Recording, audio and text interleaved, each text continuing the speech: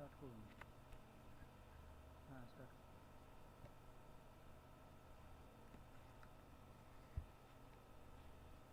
সুপ্রভাত। আজ 8ই সেপ্টেম্বর 2020 মঙ্গলবার। আমরা বাঁকুড়ার রায়পুর ব্লক মহাবিদ্যালয়ের ইতিহাস, দর্শন ও রাষ্ট্রবিজ্ঞান বিভাগ আইকিউএসি সহযোগে যে দুদিন ব্যাপী ন্যাশনাল ওয়েবিনারের আয়োজন করেছি, আজ তার দ্বিতীয় তথা শেষ দিন। আমাদের আলোচ্য বিষয় পোস্ট প্যান্ডামিক এরা and search for a new normal order. আজ আমাদের এই ওয়েবিনারে যে সকল অধ্যাপক অধ্যাপিকা, ছাত্রছাত্রী ও রিসার্চ স্কলাররা অংশগ্রহণ করেছেন তাদেরকে আমাদের রায়পুর ব্লক মহাবিদ্যালয়ের পক্ষ থেকে জানাই আন্তরিক শুভেচ্ছা ও অভিনন্দন। গতকাল আমাদের সাথে যে দুজন বিশিষ্ট বক্তা উপস্থিত ছিলেন তারা হলেন যাদবপুর বিশ্ববিদ্যালয়ের দর্শন বিভাগের অধ্যাপক দীপায়ন পট্টনায়ক মহাশয় ও বাঁকুড়া বিশ্ববিদ্যালয়ের রাষ্ট্রবিজ্ঞানের সহকারী অধ্যাপক ও বিভাগীয় প্রধান ডক্টর কৌশিক ঘোষ মহাশয়। তাদেরকে আরো একবার আমাদের কলেজের পক্ষ থেকে জানাই আন্তরিক শুভেচ্ছা। গতকাল আমাদের সাথে উপস্থিত ছিলেন আমাদের অভিভাবক, বাঁকুড়া বিশ্ববিদ্যালয়ের উপাচার্য ডক্টর দেবনারায়ণ বন্দ্যোপাধ্যায় মহাশয়। স্যারকে অসংখ্য ধন্যবাদ আমাদের তরফ থেকে। শত ব্যস্ততার মধ্যেও তিনি যে আমাদের তার মূল্যবান সময় দিয়েছেন তার জন্য আমরা চিরকৃতজ্ঞ। আজ আমাদের সাথে যে দুজন বিশিষ্ট বক্তা উপস্থিত আছেন তারা হলেন বাঁকুড়ার শালডিয়া কলেজের অ্যাসোসিয়েট প্রফেসর ও হিস্ট্রি ডিপার্টমেন্টের বিভাগীয় প্রধান ডক্টর সঞ্জয় মুখার্জি মহাশয় ও পাঞ্জাব ইউনিভার্সিটির রাষ্ট্রবিজ্ঞান বিভাগের অধ্যাপক ডক্টর পম্পা মুখার্জি মহাশয়। আপনাদেরকে আমাদের রায়পুর কলেজের পক্ষ থেকে জানাই আন্তরিক শুভেচ্ছা ও অভিনন্দন। আমি অভিনন্দন জানাই আমাদের কলেজের ভারপ্রাপ্ত অধ্যক্ষ মহাশয় ডক্টর আনন্দময় ভট্টাচার্য মহাশয়কে ও আমাদের কলেজের আইকিউএসি কোঅর্ডিনেটর বলদেব মন্ডল মহাশয়কে। আমি ধন্যবাদ জানাই আমাদের কলেজের অধ্যাপিকা সুচিস্মিতা দে ও আফসানা পারভিন মহাশয়াকে। আমি ধন্যবাদ জানাই আমাদের কলেজের এনটিএস রাজীব ঘোষ মহাশয় ও তুষার মণ্ডলকে। এরই সাথে সাথে যাদের একান্ত সহযোগিতায় আমরা এই ওয়েবিনারটি আয়োজন করতে সক্ষম হয়েছি তারা হলেন আমাদের কলেজের অধ্যাপক সজল সেনগুপ্ত, সঞ্জয় পাল ও সূর্য দত্ত। তোমাদেরকে অসংখ্য ধন্যবাদ। আমরা এখন এক কোভিড-19 প্যান্ডামিক পরিস্থিতির মধ্যে দিয়ে অতিবাহিত হচ্ছে। এই করোনা অতিমারি যে কেবলমাত্র আমাদের স্বাস্থ্য জীবনকে প্রভাবিত করেছে এমনটা নয়, আমাদের সামাজিক, রাজনৈতিক, অর্থনৈতিক ও ব্যক্তি জীবনকেও এই করোনা ভীষণভাবে প্রভাবিত করেছে। আমরা সবাই সামাজিক দূরত্ব মেনে চলছি, কিন্তু এরই সাথে সাথে অজান্তেই দেখা যাচ্ছে আমাদের মধ্যে পারস্পরিক মানসিক দূরত্ব তৈরি হয়ে যাচ্ছে।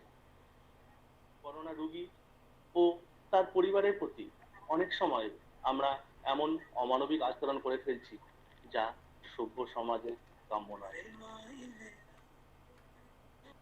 যা সভ্য সমাজে কখনোই কাম্য নয়। তবে আমাদের এই বিষয়ে নজর দেওয়া উচিত যে আমরা অবশ্যই সামাজিক দূরত্ব বজায় রাখবো, কিন্তু আমাদের মধ্যেকার মানসিক বন্ধনে মেলবন্ধন যেন কখনোই আলগা না হয়, সে বিষয়ে আমাদেরকে অবশ্যই নজর দিতে হবে।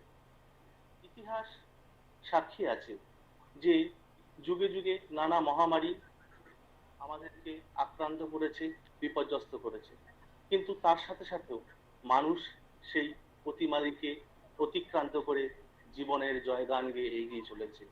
আমার নিশ্চিত বিশ্বাস যে আমরাও এই করোনা অতিমারীকে অতিক্রান্ত করে এগিয়ে যেতে পারবো এবং পুনরায় আমাদের স্বাভাবিক জীবনে ফিরে আসতে পারবো।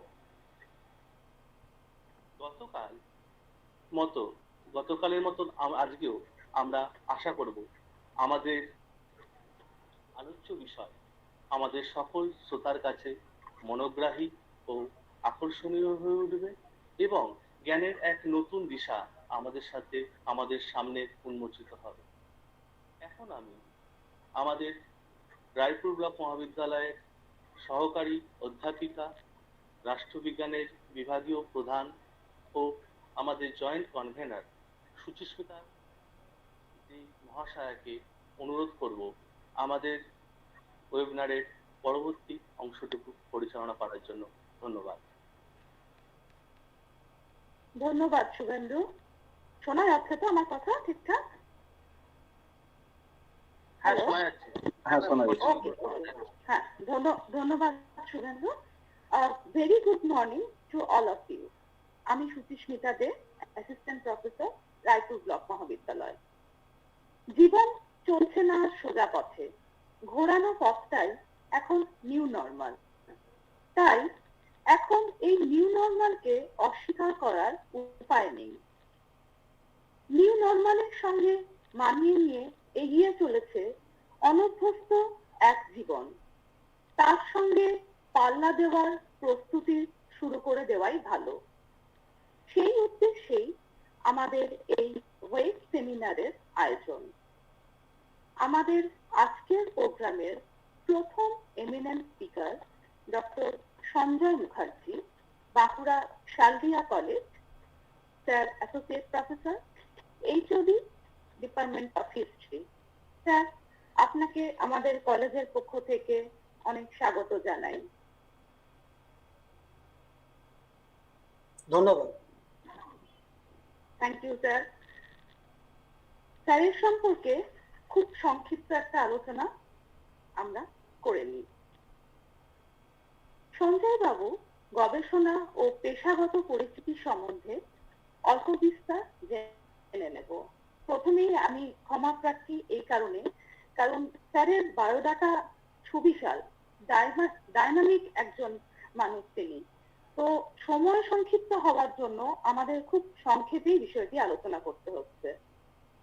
ডক্টর সঞ্জয় মুখোপাধ্যায় বর্তমানে ইতিহাস বিষয়ের সহযোগী অধ্যাপক, অ্যাসোসিয়েট প্রফেসর ও শালদিয়া মহাবিদ্যালয়ের বিভাগীয় প্রধান। তিনি এমফিল ও পিএইচডি ডিগ্রি বর্ধমান বিশ্ববিদ্যালয় থেকে লাভ করেন। স্যারের এমফিলের গবেষণার বিষয়ের শিরোনাম ছিল ভারতে ব্রিটিশ শাসনের অবসান, প্রস্তুতি ও পরিণতি, 1945 থেকে 1947 খ্রিস্টাব্দ। আর স্যারের পিএইচডি গবেষণার বিষয়ের শিরোনাম ছিল ব্রিটিশ আমলে বাংলার হাসপাতাল ও চিকিৎসা ব্যবস্থা, 1835 থেকে 1947 খ্রিস্টাব্দ। যে কাজের জন্য তাকে বর্ধমান বিশ্ববিদ্যালয় থেকে ডক্টরেট ডিগ্রিতে সম্মানিত করা হয়। তার গবেষণার বিশেষ আগ্রহের জায়গা হলো আধুনিক ভারত ও চিকিৎসা ব্যবস্থার ইতিহাস। এছাড়া বাঁকুড়া জেলার আঞ্চলিক ইতিহাস চর্চার ক্ষেত্রে স্যারের নাম ওতপ্রোতভাবে জড়িত। ওনার বেশ কিছু গবেষণাপত্র জাতীয় এবং আন্তর্জাতিক স্তরের জার্নালে প্রকাশিত হয়েছে। এছাড়া স্যারের লেখা বেশ কিছু বইও আছে, গ্রন্থ। এগুলির মধ্যে অন্যতম হলো প্রোগ্রেসিভ প্রকাশনী থেকে প্রকাশিত সমাজ ও রাজনীতি, প্রোগ্রেসিভ প্রকাশনী থেকে প্রকাশিত ভারতে ব্রিটিশ শাসনের অবসান, প্রস্তুতি, পরিণতি, 1945 থেকে 1947 খ্রিস্টাব্দ, কালবেলা প্রকাশনী থেকে প্রকাশিত গদ্য পদ্যে ছেলেবেলা, শেষ দশকের কবিতা, প্রগ্রেসিভ প্রকাশনী থেকে প্রকাশিত 4 খণ্ডে বাঁকুড়া পরিচয়, স্যারের সম্পাদিত বেশ কিছু বইও আছে, যেমন 3 খণ্ডে প্রকাশিত history and culture of north বেঙ্গলের সম্পাদনার সঙ্গে তিনি যুক্ত ছিলেন। এছাড়া তার সম্পাদিত গ্রন্থের মধ্যে অন্যতম হল প্রগতিশীল প্রকাশনী থেকে প্রকাশিত জঙ্গলমহল কন্টিনিউটি অ্যান্ড চেঞ্জ। এছাড়া স্যার বিভিন্ন আন্তর্জাতিক ও জাতীয় সেমিনার ও ইতিহাস বিষয়ক আলোচনা সভায় উপস্থিত থাকেন এবং নিজস্ব গবেষণাপত্র উপস্থাপন করেন। বর্তমানে 6 জন পিএইচডি স্কলার স্যারের তত্ত্বাবধানে গবেষণা করছেন। আজকের অনুষ্ঠানে স্যার যে টপিকটি নিয়ে আমাদের সঙ্গে আলোচনা করবেন এবং ওনার আলোচনার দ্বারা আমাদের সমৃদ্ধ করবেন, সেই টপিকটি হলো the threat of A pandemic, way towards a new normal life and education. Sir, আপনাকে আবারও স্বাগত জানাই। নমস্কার, সকলকে ধন্যবাদ। আমি কি শুরু করবো এখন? হ্যাঁ স্যার, অবশ্যই অবশ্যই। নমস্কার, সকলকে ধন্যবাদ, শুভেচ্ছা এবং কৃতজ্ঞতা। আমার মতো একজন অকিঞ্চিৎকর ব্যক্তিকে রায়পুর ব্লক মহাবিদ্যালয়ে যে সুযোগটা দিয়েছেন, সেই জন্য সেই কর্তৃপক্ষ, তার কাছে আমি কৃতজ্ঞতা এবং ধন্যবাদ প্রকাশ করছি। এবং ওনাদের যিনি টিআইসি, মাননীয় টিআইসি স্যার ডক্টর আনন্দময় ভট্টাচার্য, আইকিউসি কোঅর্ডিনেটর মাননীয় বলদেব মন্ডল, কনভেনার মাননীয় শুভেন্দু সাহা, যিনি হিস্ট্রি ডিপার্টমেন্টের head, joint convener Afsana Parvin, head also ডিপার্টমেন্টের, জয়েন্ট কনভেনার সুচিস্মিতা দে, যিনি কথা বলছিলেন এতক্ষণ, জয়েন্ট কনভেনার সজল সেনগুপ্ত, এদের প্রত্যেককে আমার ধন্যবাদ জানাই, শুভ সকাল জানাই। আমি আজকে আমার যে কাজটা আছে সেটা করব অবশ্যই। তার আগে এই যে রায়পুর ব্লক মহাবিদ্যালয় কালকের থেকে যে অসাধারণ একটা আন্তর্জাতিক আলোচনা চক্রের আয়োজন করেছেন, সেটা অত্যন্ত মনোগ্রাহী হচ্ছে।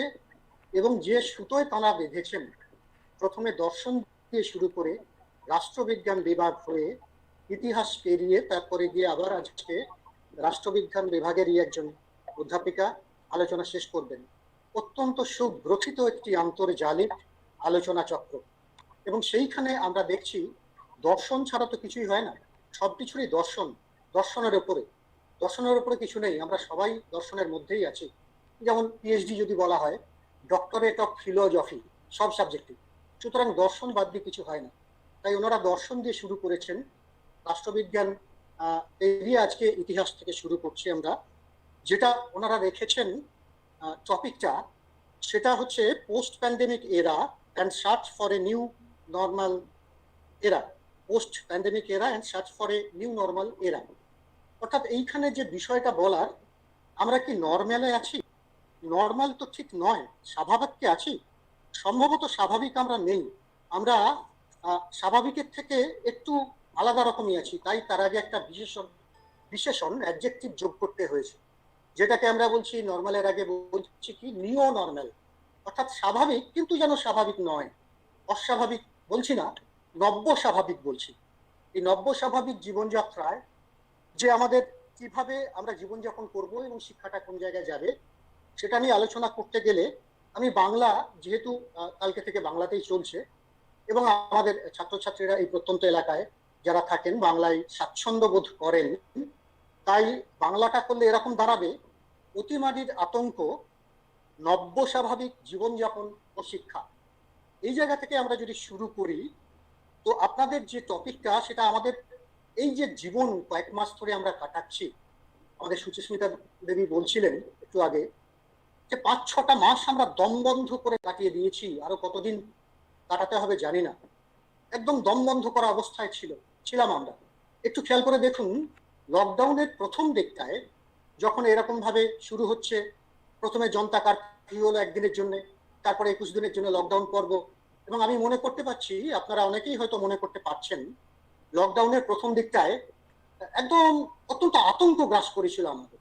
প্রচন্ড ভয় পেয়ে গেছিলাম আমরা, ভীত হয়ে গেছিলাম।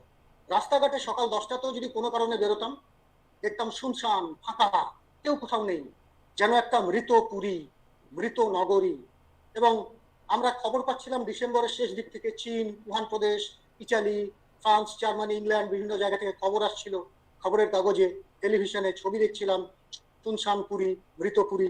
সেরকমটা যেন আমাদের দেশেও এসে গেল। আমরা মার্চের সময় থেকে দেখতে পেলাম। মার্চের যে সময় থেকে লকডাউন ঘোষণা হলো, তার কয়েকদিন আগে থেকেই আমাদের স্কুল, কলেজ, বিশ্ববিদ্যালয় এগুলো বন্ধ করে দেওয়া হয়েছিল। এবং এই যে দম বন্ধ করা পরিস্থিতিটা ক্রমশ কাটাতে কাটাতে এতগুলো মাস আমরা কাটিয়ে ফেললাম। এবং এই যে দম বন্ধ করা পরিস্থিতি, এটাকে ব্যাখ্যা করতে গেলে কয়েকটা শব্দ, কয়েকটা লাইন, পংক্তি মনে পড়ছে গুরুদেবের, রবীন্দ্রনাথ ঠাকুরের। কি যেন বলেছিলেন তিনি, যে মহা আশঙ্কা জপিছে মৌন মন্তরে, দিক দিগন্ত অবগুণ্ঠনে ঢাকা, তবু বিহঙ্গ ওরে বিহঙ্গ মোর, এখনই অন্ধ বন্ধ করোনা পাখা, বিশ্ব জগৎ নিঃশ্বাস বায়ু সম্বরী, স্তব্ধ আসনে প্রহর গণিছে বিরলে, সবে দেখা দিল অকুল তিমির সন্তরী, দূর দিগন্তে ক্ষীণ শশাঙ্ক বাঁকা, তবু বিহঙ্গ ওরে বিহঙ্গ মোর, এখনই অন্ধ বন্ধ করোনা পাখা। সেই পর্বটা যেন আমরা কিছুদিন আগে থেকেই আস্তে আস্তে পেরিয়ে আসতে শুরু করছি, ভয়টাকে নিত্য সঙ্গী করে রেখে। এবং আমাদের আনলক পর্ব শুরু হয়ে গেছে। আনলক 2, 3, 4, 1, 2, 3, 4-এ চলছি এখন আমরা। এবং school, college, cinema hall, train বাদ দিয়ে বাকি সবই আমাদের খুলে দেওয়া হয়েছে অর্থনীতির চাকাকে ঘোরাবার জন্য। এবং গতকাল না আজ থেকে সম্ভবত 6টা শহরে মেট্রো রেলও চালু হচ্ছে। তো এই যে অতিমারির আতঙ্ক, এটা নিয়ে আমি আলোচনা করে, কিছুটা ইতিহাস, কিছুটা ভূগোল আলোচনা করে, একদম আজকের পরিস্থিতিতে এসে যেটা বলবো নব্য স্বাভাবিক জীবনযাত্রা, সেটাতে কিভাবে চলতে হয়, আমাদের চলতে হচ্ছে এবং আগামী দিনে চলতে হবে, সেটা দিয়ে আমি শেষ করব আমার শেষ পর্বে গিয়ে। তো এখন যেটা আমাদের আলোচনা করার জায়গা, সেইটা হচ্ছে যে আমি এই যে অতিমারির কথাটা নিয়ে আলোচনা এখানে করছি, সেটা করতে গিয়ে সম্প্রতি একটা বুক রিভিউ করছিলাম, যেটা দীপেশ চক্রবর্তীর একটা লেখা। সেই লেখায় তিনি একটা বই রিভিউ করেছেন। সেখানে তিনি বলছেন, কি বলছেন না, দেখা যায় না, ছোঁয়া যায় না, ঘ্রাণে ধরা পড়ে না এমন এক অর্ধ প্রাণী, যা অন্যের শরীরে প্রবেশ না করলে নিজের প্রজননটুকু পর্যন্ত করতে পারে না। এইরকমই একটি অর্ধ প্রাণী, সেটি হলো নোভেল করোনা ভাইরাস। সেটি এখন বিশ্বায়িত ধনতন্ত্রের চাকা বন্ধ করার উপক্রম করেছে। এ প্রসঙ্গে সাধারণ শিক্ষিত মানুষের জন্য লেখা একটি বইয়ের কথা সেটা মনে পড়ে যাচ্ছে, সেটা বলতে হয়। সেটা হলো ডেভিড কোয়ামেনের লেখা একটি বই। সেই বইটির নাম spill over animal infections and the next human pandemic. বইটির বিষয়বস্তু নিয়ে সামান্য আলোচনা করছি। তার আগে বলি আমরা যে এই যে নিউ নর্মাল এরা, এটা নিয়ে যে আমরা ভাবছি, চিন্তা করছি, অ্যাকচুয়ালি এই যে এরাটা আসবে কখন শেষ হবে এই প্যান্ডেমিক এরাটা, সেটা শেষ হলেই না নিউ নর্মাল বা নিউ নর্মাল যে প্যান্ডেমিক এরা, সেটা আমরা বলতে পারবো। এবং যতক্ষণ না ভ্যাকসিন আসছে, অনেক রাষ্ট্রই বলছেন এই এসে গেল, কিন্তু এখনো পর্যন্ত এসে গেছে এটা কেউ বলেছেন শুনিনি এখনো পর্যন্ত। তো যতক্ষণ না ভ্যাকসিনটা আসছে, ততক্ষণ পর্যন্ত এটা যদি নিজের থেকে অন্তর্হিত না হয়, তাহলে নিউ নর্মাল এরায় কবে যে প্রবেশ করব, সেটা এখন থেকে চিন্তা করা অত্যন্ত দুঃসাধ্য। এই প্রসঙ্গেই আমি ওই স্পিল ওভার বইটা যেটা বলছিলাম, সেই বিষয়বস্তুটা কি ছিল, সেখানে ছিল একটা জন্তু, যে কোনো একটা জন্তু বা পাখির শরীর থেকে জীবাণু যখন অন্য জন্তুর দেহে যদি প্রবেশ করে, এখানে আমরা যদি মানুষ ধরে নিই, সেখানে গিয়ে বিভ্রাট বাঁধায়। ইংরেজিতে যাকে বলা হয় জুনোটিক ডিজিজ বা জুনোটিক অসুখ, সেই অসুখের ইতিহাস নিয়ে এই স্পিল ওভার বইটা লেখা। কোয়েমান যেটা লিখছেন, কোয়েমান সামান কিন্তু বিজ্ঞান বিষয়ে নামী লেখক, যদিও তিনি নিজে বিজ্ঞানী ছিলেন না, তবে যথেষ্ট গবেষণা করে আর বিজ্ঞানীদের সঙ্গে আলোচনা করে তিনি বইটা লিখেছিলেন। 2012 সালে এই বইটা প্রকাশিত হয়েছিল। তার মানে লেখাটা তারও বেশ কিছুদিন আগে লেখা। সেখানে বইটি 207-8 পৃষ্ঠা আমরা দেখতে পাচ্ছি উনি বলছেন সার্সের সময় যে করোনা ভাইরাস মানুষকে বিপদে ফেলেছিল সেখানে মানুষের একটি সুবিধা ছিল, অসুখটা ছোঁয়াচে হওয়ার আগেই, পরে নয়, আগেই মানুষের শরীরে অসুখটার চিহ্ন ফুটে উঠত। এরপরেই আছে কোয়ামেন সাহেবের ভবিষ্যৎ দ্রষ্টার মতো কিছু কথা। কি বলছেন তিনি? না, বলছেন আজকাল সবকিছুই অনেক তাড়াতাড়ি আমাদের গ্রহটিকে প্রদক্ষিণ করে ফেলে। ভাইরাসও তাই। আরো মন অন্ধকার করা একটি গল্প বলা বাকি আছে। তা এই মানে সার্সের, ওই তখনকার কথা বলছেন, তা এই সার্সের করোনা ভাইরাস নিয়ে নয়, অন্য কোনো, মানে আজকের দিনে যেটা করোনা ভাইরাস আমরা দেখছি, অন্য কোনো ভাইরাস নিয়ে। যখন পরের বড়টি, তিনি ইংরেজিতে বলছেন দি নেক্সট বিগ ওয়ান, পরের বড়টি আসবে, তখন তার ধরনটা হবে বেয়ারা। অসুখের চিহ্ন ফোটার আগেই অসুখটা খুব ছোঁয়াচে হয়ে পড়বে। ভেবে দেখুন, 8 বছর আগে বলা কথা একজন সাংবাদিক বিজ্ঞানীদের সঙ্গে কথা বলে যা জেনেছিলেন তা কি বিজ্ঞানীরা জানতেন না? আবার যদি বইটির 290 পৃষ্ঠায় দেখি, সেখানে আছে সার কথা হলো, যদি মানুষ সংখ্যায় অনেক হয় আর তাদের বাসস্থানের জনঘনত্ব খুব বেশি হয়, আর তারা যদি নতুন জীবাণু আসার পথ অরক্ষিত রাখে, তাহলে সেই পরের বিরাট মহামারী সেটা আসা কেবল সময়ের অপেক্ষা মাত্র, শুধুমাত্র সময়ের অপেক্ষা। আসল প্রশ্নটা হলো, সেই নতুন ভাইরাস যে আসবে সে কি আমাদের গলায়, নাকে, চোখে ঢুকে সেখানে অস্বস্তি, যন্ত্রণা ইত্যাদি সৃষ্টি করে মানুষের হাঁচি কাশিকে অবলম্বন করে এক শরীর থেকে অন্য শরীরে ছড়িয়ে পড়তে পারবে? তারপর অন্য শরীরে প্রবেশ করে সেই শরীরের কোষ সেখানে ঢুকে গিয়ে লক্ষ লক্ষ কপি, নিজের জেরক্স কপি আর কি, লক্ষ লক্ষ বা clone copy, lakh lakh copy ছড়িয়ে দিতে পারবে? এটা ওই বইটা 291 পৃষ্ঠা দেখতে পাচ্ছি আমরা। সৌভাগ্যবশত সব ভাইরাস তা করতে পারে না, এটা কোয়েমেন সাহেব বলছিলেন। কিন্তু এই সৌভাগ্যটাই মানুষের টেকে নেই। নোভেল করোনা ভাইরাস এমন এমন সব কাণ্ড করতে পারে যা অন্য অনেক ভাইরাস পারে না। কিন্তু প্রশ্নটা অন্য জায়গায়। কি প্রশ্ন? না, 8 বছর আগেই যে বিপদের সম্ভাবনার কথা জানা ছিল, সেই বিষয়ে বিভিন্ন দেশের সরকার ও ওয়াকিবহাল মহল কেন আরো সাবধানতা অবলম্বন করলো না? আমরা কি শুধুই সৌভাগ্য নির্ভর হয়েই বসেছিলাম? সতর্কবাণী থাকা সত্ত্বেও আমরা এই অতিমারিটা হতে দিলাম কেন? উত্তর জানা নেই। কোনো ভবিষ্যৎ ঐতিহাসিকের গবেষণায় হয়তো এর কার্যকারণটা প্রকাশ পাবে। তবে আজকাল মানুষের সমাজে মহামারীর বিপদ বাড়ছে কেন, তার একটা স্পষ্ট দিশা দেখিয়েছেন কোয়েমেন সাহেব। বইটির 40-41 পৃষ্ঠায় তিনি লিখছেন, একেবারে সারসংক্ষেপ করতে গেলে এই মনুষ্যজনিত চাপের ফলে, মনুষ্যজনিত চাপের ফলে প্রাকৃতিক পরিবেশ ধ্বংস হয়ে জন্তুর শরীরের জীবাণুর সঙ্গে মনুষ্য গোষ্ঠীর সংযোগ ক্রমাগত বাড়ছে, আর মানুষের প্রযুক্তি আর তার ব্যবহার তাকে বেশি বেশি করে ছড়িয়ে দিচ্ছে। আমরা প্রাকৃতিক ভারসাম্য ছিঁড়ে ফালা করে ফেলছি, ফালা করে দিচ্ছি।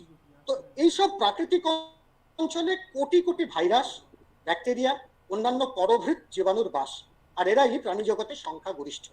আমরা প্রাকৃতিক অঞ্চলগুলিকে ধ্বংস করে এই জীবাণুদের বাইরের জগতে ছেড়ে দিচ্ছি। জীবাণুগুলো তখন যায় কোথায়? কোথায় যাবে? তাদের হয় বেঘরে মারা পড়তে হবে, অথবা বাঁচতে গেলে অন্য কোনো অতিথি শরীর ধরতে হবে। তাদের দিক থেকে মানুষকে আশ্রয় করার সুবিধা হলো মানুষ তাদের হাতের কাছেই, কারণ মানুষই তাদের বাসস্থানে হানা দিয়েছে। আমি আবার বলছি, মানুষই তাদের বাসস্থানে হানা দিয়েছে, তারা তো আর মানুষকে খুঁজে নেয়নি। আর মানুষ সংখ্যায় প্রচুর আর খুব সামাজিক, এবং তারা নানান সূত্রে ভ্রাম্যমান মোবাইল। ফলে জীবাণুদের নতুন ও বাড়বাড়ন্তর যে জীবন, তার জন্য মানুষের শরীর এক আদর্শ ভাষা। মানুষের ইতিহাসে যদি আমরা সংক্রামক অসুখ ও সংক্রমণের কার্যকারণ সম্পর্কে ধারণাটি দেখি, তাহলে দেখব সেটি ছিল ধোঁয়াশায় ঢাকা, অস্বচ্ছ, আর এর সঙ্গে মিশে ছিল কুসংস্কার। আমরা জানি সব কুসংস্কারের ব্যাপারটা, অন্ধবিশ্বাস, মিথ, এইসব মিশেছিল। এই রোগ জ্বালা ব্যাধি এগুলোকে দেখা হতো ঈশ্বরের অভিশাপ হিসেবে। ঈশ্বরের অভিশাপ হিসেবেই মেনে নেওয়া হতো অসুখকে। ধর্ম, পুরোহিত আর ওঝাদের কাছে ছিল নিরুপায় বশ্যতা। খ্রিস্টপূর্ব 3 থেকে 4 শতক এই সময়টা হিপোক্রেটিস প্রথম চেষ্টা করেন অসুখ থেকে কুসংস্কারকে মুক্ত করতে। তিনি চিহ্নিত করেন পরিবেশের বিষ বাষ্প বা মিয়াসমাকে, আর শরীরের চাপ তরল বা হিউমারকে এইসব রোগ জ্বালার কারণ হিসেবে। এর বহু পরে 18 শতকের দ্বিতীয়ার্ধে প্রতিষ্ঠিত হয় জার্ম থিওরি বা জীবাণু তত্ত্ব। এক একটি অসুখের আর তার সংক্রমণের জন্য দায়ী এক এক ধরনের জীবাণু। এই তত্ত্ব প্রতিষ্ঠা করেন বৈজ্ঞানিক লুই পাস্তুর, রবার্ট কক। এর আগে অবশ্য 1530 খ্রিস্টাব্দে জীবাণু তত্ত্বের আভাস দিয়েছিলেন ইতালির চিকিৎসক আর কবি গিরোলামো ফ্রাঙ্কাস্তারো। সে সময় কঠিন অসুখ সিফিলিস এই প্রসঙ্গে তিনি জানিয়েছিলেন অসুখের বিজি এর কারণ। তিনি দেন সংক্রমণ যোগ্যতার তত্ত্ব।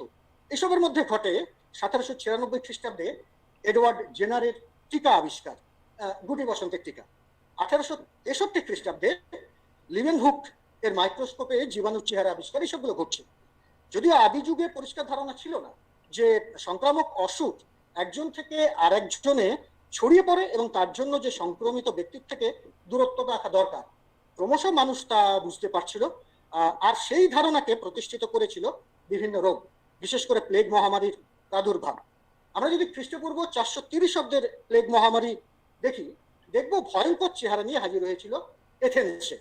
তবে নথিভুক্ত প্রথম প্লেগ অতিমারি হলো 541 খ্রিস্টাব্দে 541 খ্রিস্টাব্দের বাইজেন্টাইন সাম্রাজ্যে, যা প্লেগ অফ জাস্টিনিয়ান নামে পরিচিত। Plague of Justinian. এরপরে পৃথিবীর ইতিহাসে কুখ্যাত ব্ল্যাক ডেথ 1334 খ্রিস্টাব্দে শুরু হওয়া এই অতিমারিতে প্রায় 75 কোটি মানুষের মৃত্যু হয়। এরপরে যদি আমরা আলোচনা করি, এখন আমরা অনেক কিছু নতুন শব্দ বন্ধ শিখেছি, যেমন হোম আইসোলেশন, কোয়ারেন্টাইন, তারপরে হচ্ছে ওই যে আমাদের কি হ্যান্ড ওয়াশ, হাত ধোয়া, এই সময়ের কিছু ইতিহাস আছে। আমি ছোট করে একটু বলে নিই। যদি আমরা কোয়ারেন্টাইন বা গণ্ডিবদ্ধ এই শব্দটা আলোচনা করি, তাহলে দেখব খ্রিস্টপূর্ব 7ম শতকে কোয়ারেন্টাইন এই ধারণাটা আজকের নয়, বহু আগে। খ্রিস্টপূর্ব 7ম শতকে রচিত হিব্রু বাইবেলের বুক অফ লেভিটিকাস, সেখানে মোজেস আইন অনুযায়ী অসুস্থ মানুষকে আলাদা রাখার নির্দেশ পাওয়া যায়। ছড়িয়ে পড়ার ভয়ে কুষ্ঠরোগীদের সামাজিক ভাবে বিচ্ছিন্ন রাখা ছিল একটি প্রাচীন ব্যবস্থা। প্লেগের ব্যাপারে হিপোক্রেটিস এবং তার ভাবশিষ্য গ্যালেন এর আত্মবাক্য কি ছিল না, সাইটো লঙ্গে টার্দে, অর্থাৎ স্থান পরিত্যাগ করো, সরে যাও বহু দূরে, আর ফেরো ধীরে ধীরে। প্লেগ অফ জাস্টিনিয়ানের সময় সম্রাট জাস্টিনিয়ান বাইরের থেকে আসা প্লেগ অধ্যুষিত অঞ্চল থেকে যারা আসতো তাদেরকে আলাদা রাখার বা আইসোলেশনে রাখার নির্দেশ দিয়েছিলেন। সেই সময় চীনের শাসকরাও নাবিক ও বিদেশিদের জন্য একই পথ বেছে নেন। তবে সংক্রামক রোগী বা সম্ভাব্য রোগীদের আলাদা রাখার বা আইসোলেশনে রাখার, যা কোয়ারেন্টাইন নামে পরিচিতি পায়, তার সূচনা হয় ত্রয়োদশ শতকে। অবশ্য প্রথম এই শব্দটা কোয়ারেন্টাইন ছিল না, এর নাম ছিল ট্রেন্টিনা। তখন যোগাযোগ ব্যবস্থা ছিল প্রধানত জলপথে, তাই সমুদ্র তীরের নগরগুলিতে সংক্রমণের ঝুঁকি ছিল বেশি। সেজন্যই জাহাজগুলিকে বন্দরের আগেই নোঙর করে আটকে রাখা বাধ্যতামূলক করা হয়েছিল। এই ব্যবস্থা প্রাতিষ্ঠানিকভাবে প্রথম চালু হয় ভেনিস প্রজাতন্ত্রের অধীনে থাকা অ্যাড্রিয়াক সমুদ্র তীরের একটা শহর, বন্দর শহর রগুসায়। এখন এটা ডুব্রোভনিক নামে ক্রোয়েশিয়ার একটা শহর। তা রগুসার সমুদ্র বন্দরের রেক্টর একটা জারি করলেন নির্দেশ, সেটা বলছি ট্রিন্টিনা। এটা একটা ইটালিয়ান শব্দ ট্রিন্টিনা। এর অর্থ হলো ট্রেনটা বা 30 দিন। 30 দিনের জন্য জলযানের বন্দরে আসা নিষিদ্ধ করা হয়েছিল বা সঙ্গরোধ করা হয়েছিল।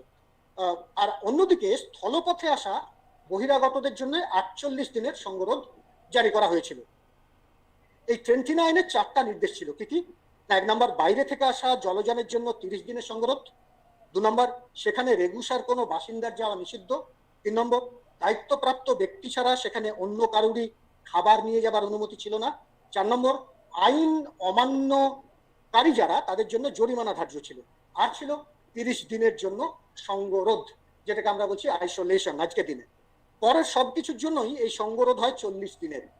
ফলে নামটি ট্রেন্টিনা থেকে পরিবর্তিত হয়ে হয় কোয়ারেন্টাইন। কোয়ারেন্টাইন এটিও একটি ইতালীয় শব্দ, কোয়ারান্টা থেকে এসেছে, যার অর্থ 40 দিন। সঙ্গরোধ 40 দিন করার কারণটা কি না, এই হিসেবে নানা মত আছে ইতিহাসবিদদের মধ্যে। কারোর মতে হিপোক্রেটিসের সংকটপূর্ণ কাল, ক্রাইসিস পিরিয়ড, মতবাদ অনুযায়ী এটা করা হয়েছিল। প্রাচীন এই গ্রিক মত অনুযায়ী সংক্রামক অসুখের প্রকাশ বা ফলাফল 40 দিনের মধ্যেই পাওয়া যায়। কেউ বলেন এর মধ্যে ধর্মীয় অনুষঙ্গ আছে। যেমন প্রথমত বাইবেল বর্ণিত মহাপ্লাবনের সময় মোজেস সিনাই পর্বতে ছিলেন 40 দিন। আবার দ্বিতীয়ত কেউ কেউ বলেন প্রভু যিশু মরুভূমিতে উপবাস করেছিলেন 40 দিন। সেই অনুযায়ী খ্রিস্টানরা ইস্টারের আগে 40 দিনের অধ্যাত্মগত শুদ্ধিকরণ পর্ব পালন করেন। এইসব বিশ্লেষণ করলে দেখা যায় যে এই ব্যবস্থার পিছনে শুধু স্বাস্থ্যগত কারণই ছিল না, অর্থনৈতিক কারণও ছিল। কিরকম? আর সেটা হলো বাণিজ্য ব্যবস্থাকে ব্ল্যাক ডেথ থেকে রক্ষা করা। 1403 খ্রিস্টাব্দে বা অন্য মত আছে একটা 1423 খ্রিস্টাব্দ, এই সময় প্রথম কোয়ারেন্টাইন কেন্দ্র লাজারেট্রো বা চিকিৎসা সহ আলাদা থাকার ব্যবস্থা হলো ভেনিসের সান্টা মারিয়া ডি নাজারেথ দ্বীপে। এই যে যখন আজকের দিনে আমরা সেফ হোম যেটাকে বলছি। আর এই লাজারেট্রো নামটা এসেছে বাইবেল বর্ণিত কুষ্ঠ রোগাক্রান্তদের সেবক সেন্ট লাজারেসের নাম থেকে। পঞ্চদশ শতাব্দীতে বলা হলো জাহাজের সঙ্গে বিল অফ হেলথ সার্টিফিকেট থাকতে হবে, তাতে পরিষ্কার করে লিখতে হবে, নিশ্চিত করা থাকবে বা প্রত্যয়িত করা থাকবে যে আগের বন্দরে কোনো সংক্রমণযোগ্য অসুখ ছিল না ওই জাহাজে। পরবর্তী 100 বছরের মধ্যে কোয়ারেন্টাইন সংক্রান্ত এইসব আইন বলবৎ হলো ইতালির ভেনিস সহ পিসা, জেনোয়া, ফ্রান্সের মার্সেলাস ইত্যাদি শহরে, এই সমস্ত শহরে। 19বিংশ শতাব্দীর মাঝামাঝি ইউরোপে কলেরা মহামারীও দেখা দিয়েছিল। আর সেই সময় দাবি ছিল সারা বিশ্ব জুড়ে কোয়ারেন্টাইন সম্পর্কে একটা অভিন্ন নীতি বা আইন প্রণয়নের। ফ্রান্স এর জন্য 1834 খ্রিস্টাব্দে প্রথম প্রস্তাব দেয়, কিন্তু সেটা দিলেও 1851 খ্রিস্টাব্দে প্যারিসে ইন্টারন্যাশনাল স্যানিটারি কনফারেন্স অনুষ্ঠিত হয়। কিন্তু বিভিন্ন দেশের বাণিজ্যিক স্বার্থের মধ্যে সংঘাত লেগেই ছিল। 1885 খ্রিস্টাব্দে রোম অধিবেশনে ভারত থেকে জাহাজের পরীক্ষা নিয়ে ব্রিটেন আর ফ্রান্সের মধ্যে তুমুল বাগবিতণ্ডা বাধে। কিন্তু সেটা অবশ্য স্বাস্থ্য সংক্রান্ত কোনো বিষয় নিয়ে নয়, সেটা ছিল সুয়েজ খালের ওপরে কার কতটা আধিপত্য থাকবে সেটা নিয়ে। শেষ পর্যন্ত 20 শতকে আমরা 1907 খ্রিস্টাব্দে যদি দেখি, দেখবো তৈরি হলো আন্তর্জাতিক জনস্বাস্থ্য সংস্থা। প্রথমে 20টি দেশ এর সঙ্গে যুক্ত ছিল। বিজ্ঞপ্তিযোগ্য অসুখ হিসেবে প্লেগ, কলেরা, ইয়েলো ফিভারের সঙ্গে যুক্ত হয় গুটি বসন্ত ও টাইফাস। 1928 খ্রিস্টাব্দে এই সংস্থার উদ্যোগে স্থলপথ, জলপথ ও বিমানের সব ধরনের যাত্রীদের জন্যই কিছু নিয়ম কানুন, একটা কমন নিয়ম চালু করা হয়েছিল। 1948 খ্রিস্টাব্দে এই সংস্থা পরিণত হয় বিশ্ব স্বাস্থ্য সংস্থায় বা world health organization, WHO। TB বা যক্ষা 19 শতক থেকে সভ্যতার স্বাস্থ্যের ভিত একেবারে নাড়িয়ে দিয়েছিল। এটি আরেকটি সংক্রামক অসুখ। একে অনেকেই সাদা প্লেগ আখ্যা দিয়েছিলেন। 19 শতকের মাঝামাঝি থেকে এর চিকিৎসার অন্যতম প্রধান বিধি ছিল আলাদা রেখে কোয়ারেন্টাইনের মতোই স্যানিটারিয়াম এর ব্যবস্থা। এই ব্যবস্থা বেশ সুফল দিয়েছিল। এই বছরের 13ই মার্চ নিউ ইয়র্কে একটা আলোচনা সভা ছিল, এই বছর মানে 2020। সেই আলোচনা সভায় সেখানে উপস্থিত ছিল পৃথিবীর বিভিন্ন আদিবাসী ও জনজাতির প্রতিনিধিরা। তারা খুব জোর দিয়ে বলেছেন যে নোভেল করোনা ভাইরাসের মতো সংক্রমণের মূল কারণ হলো জীব বৈচিত্র্য, অরণ্য, জলাভূমি ইত্যাদির মারাত্মক ধ্বংস সাধন। এইবারে যে কথাটা প্রথম বলা হলো এমনটা নয়। 2008 খ্রিস্টাব্দে নেচার পত্রিকায় প্রকাশিত হয় একটা গবেষণাপত্র।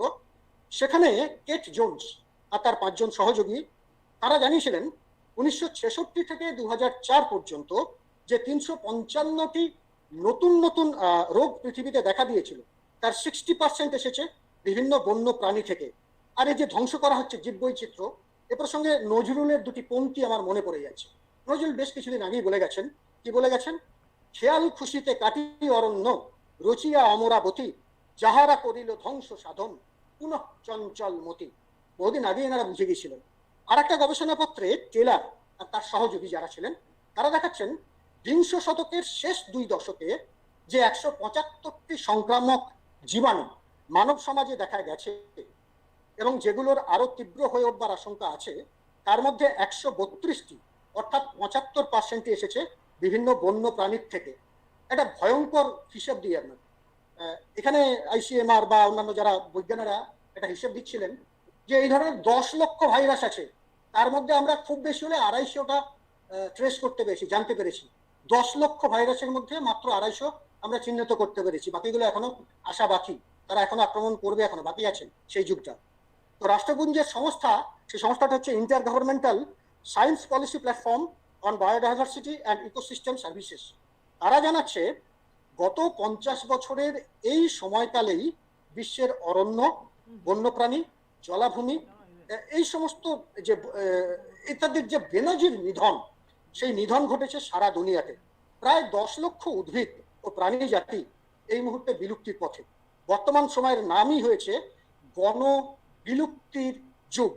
অরণ্য, জলাভূমি, জীবজন্তু, উদ্ভিদ এই সমস্ত প্রজাতির বিনাশ আর বিলুপ্তি মানুষ আর বন্যপ্রাণীর ব্যবধান ক্রমশ কমিয়ে দিচ্ছে। ফলে নানা ধরনের জুনোটিক সংক্রমণ অর্থাৎ প্রাণী থেকে মানব দেহে সংক্রমণের আশঙ্কা অনেকটাই বৃদ্ধি পাচ্ছে। এক প্রজাতির দেহের জীবাণু, সে মানুষ হোক বা অন্য কোনো প্রাণী, অন্য প্রজাতির দেহে প্রবেশ করলে সেটা মারাত্মক হতে পারে। আর তার প্রকৃষ্ট উদাহরণ আমরা দেখছি এই যে এখন চলছে বিভিন্ন। তাছাড়াও আমরা যদি দেখি বিভিন্ন যে ঔপনিবেশিক তাদের যে অভিযান, ঔপনিবেশিক শক্তি, সেই অভিযান ও তার ফলে স্থানীয় অধিবাসীদের মধ্যে মারাত্মক সব মরক দেখা দিয়েছিল, যা পৃথিবীর বিভিন্ন সভ্যতাকে সম্পূর্ণভাবে ধ্বংস করে নিশ্চিহ্ন পর্যন্ত করে দিয়েছে।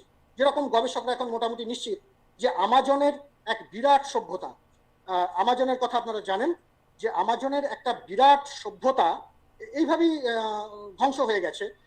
এইভাবেই স্পেনীয় ভূপর্যটকদের মাধ্যমে আসা নানা ইউরোপীয় ব্যাধির প্রকোপে এই আমাজনের বিরাট সভ্যতা হারিয়ে যায়। তো আমাজনের কথা বলতে গিয়ে আমার মনে পড়লো, এই কিছুদিন আগেই আপনারা দেখেছেন, সবাই দেখেছেন সংবাদ মাধ্যমে, আমাজনের যে অরণ্য, যেটাকে পৃথিবীর ফুসফুস বলা হয়, দাবানল লেগেছিল, আগুন নিয়ে পুড়ে যাচ্ছিল। তার পিছনে কি স্বার্থ ছিল, কায়েমি স্বার্থ ছিল কিনা, এ নিয়ে অনেক তর্ক বিতর্ক হয়েছে। কিন্তু এইভাবে যে ধ্বংস করা হচ্ছে, আবার কবিগুরু শরণাপন্ন হচ্ছি।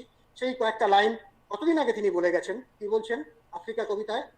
হায় ছায়াবৃতা, কালো ঘোমটার নিচে অপরিচিত ছিল তোমার মানব রূপ, উপেক্ষার আবিল দৃষ্টিতে এলো ওরা লোহার হাত করে নিয়ে, নখ যাদের তীক্ষ্ণ তোমার নেকড়ের চেয়ে, এলো মানুষ ধরার দল, গর্বে যারা অন্ধ তোমার সূর্যহারা অরণ্যের চেয়ে, সভ্যের বর্বর লোভ নগ্ন করলো আপন নির্লজ্জ অমানুষতা, তোমার ভাষাহীন ক্রন্দনে বাষ্পাকুল অরণ্য পথে পঙ্কিল হলো ধুলি তোমার রক্তে অশ্রুতে মিশে, দস্যু পায়ের কাঁটা মারা জুতোর তলায় বিভৎস কাদার পিণ্ড চিরচিহ্ন দিয়ে গেল তোমার অপমানিত ইতিহাসে।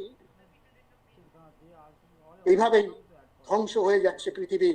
মানব সমাজে রোগ ব্যাধির যে ভৌগোলিক প্রসার, তার দিকে যদি আমরা একটু নজর দিই, তাহলেই বোঝা যাবে কিভাবে এক সমাজ থেকে অন্য মানব সমাজে নানা ব্যাধি ছড়ায়। কোভিড-19 এর উদাহরণ।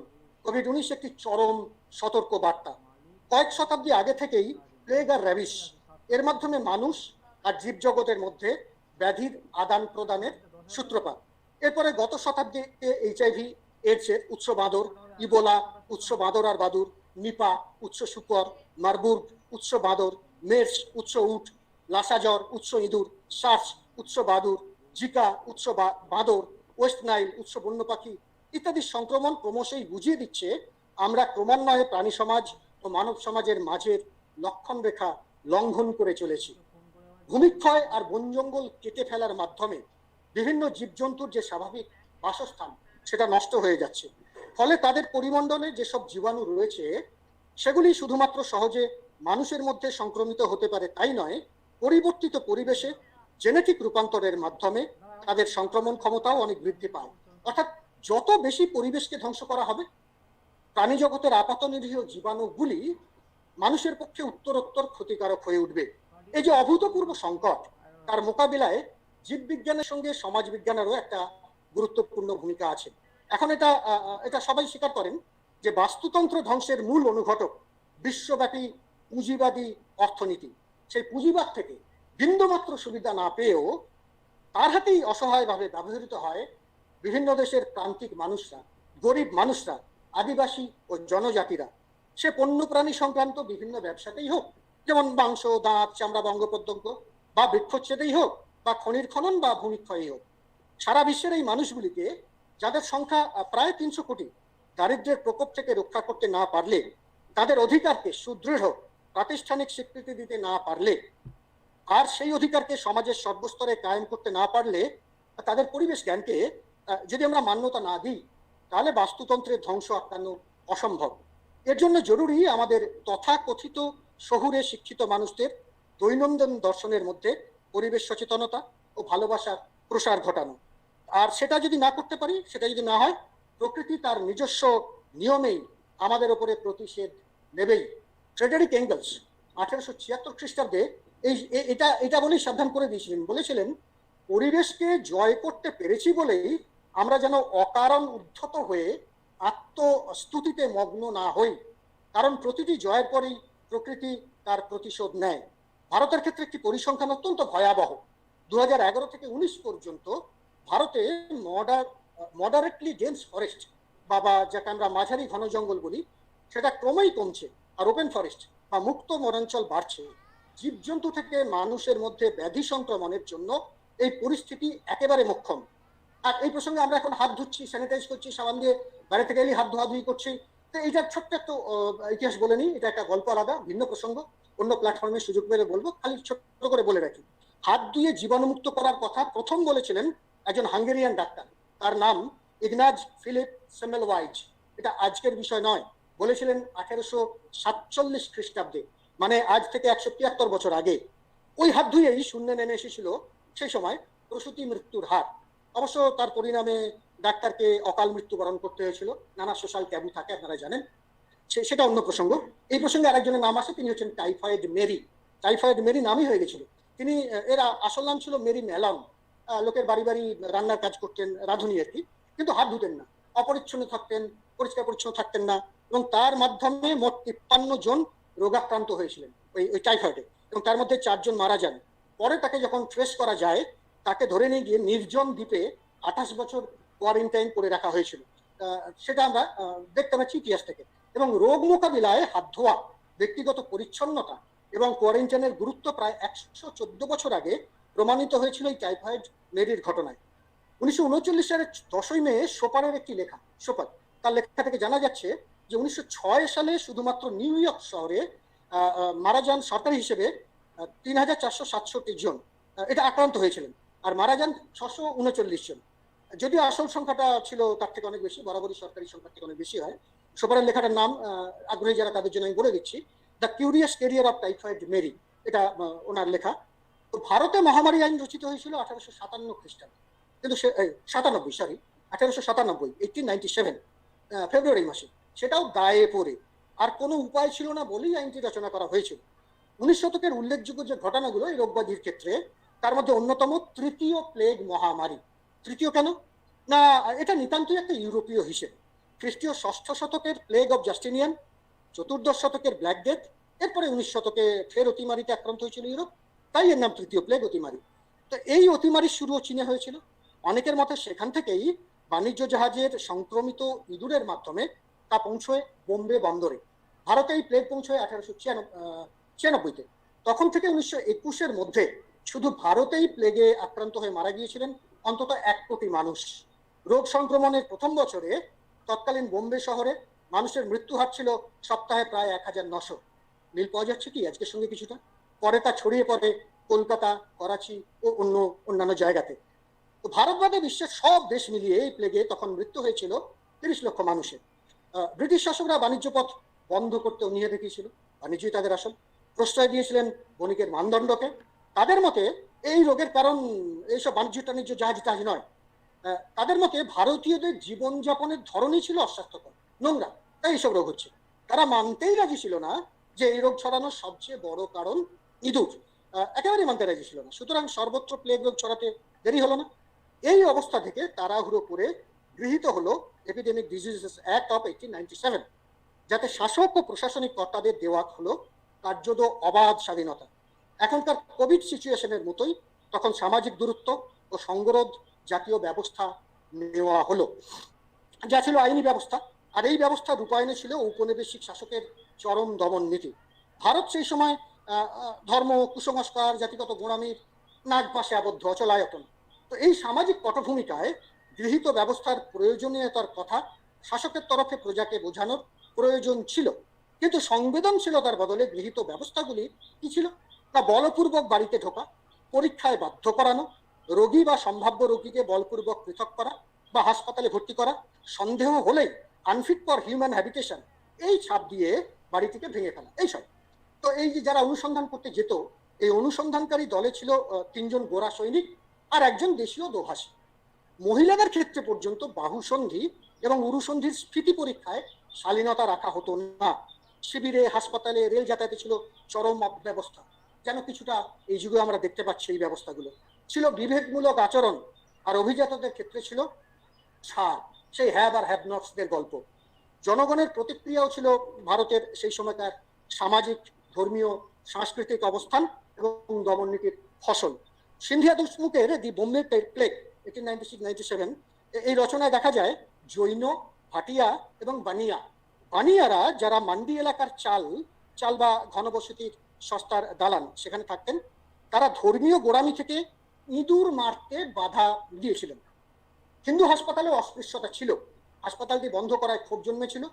বালগঙ্গাধর তিলকের কেশরী সংবাদপত্রের 1897 খ্রিস্টাব্দের একটি বর্ণনায় জানা যাচ্ছে যে শূদ্রের ছোঁয়ার আশঙ্কায় এক ব্রাহ্মণ শুধুমাত্র দুধ খেয়ে থাকতেন।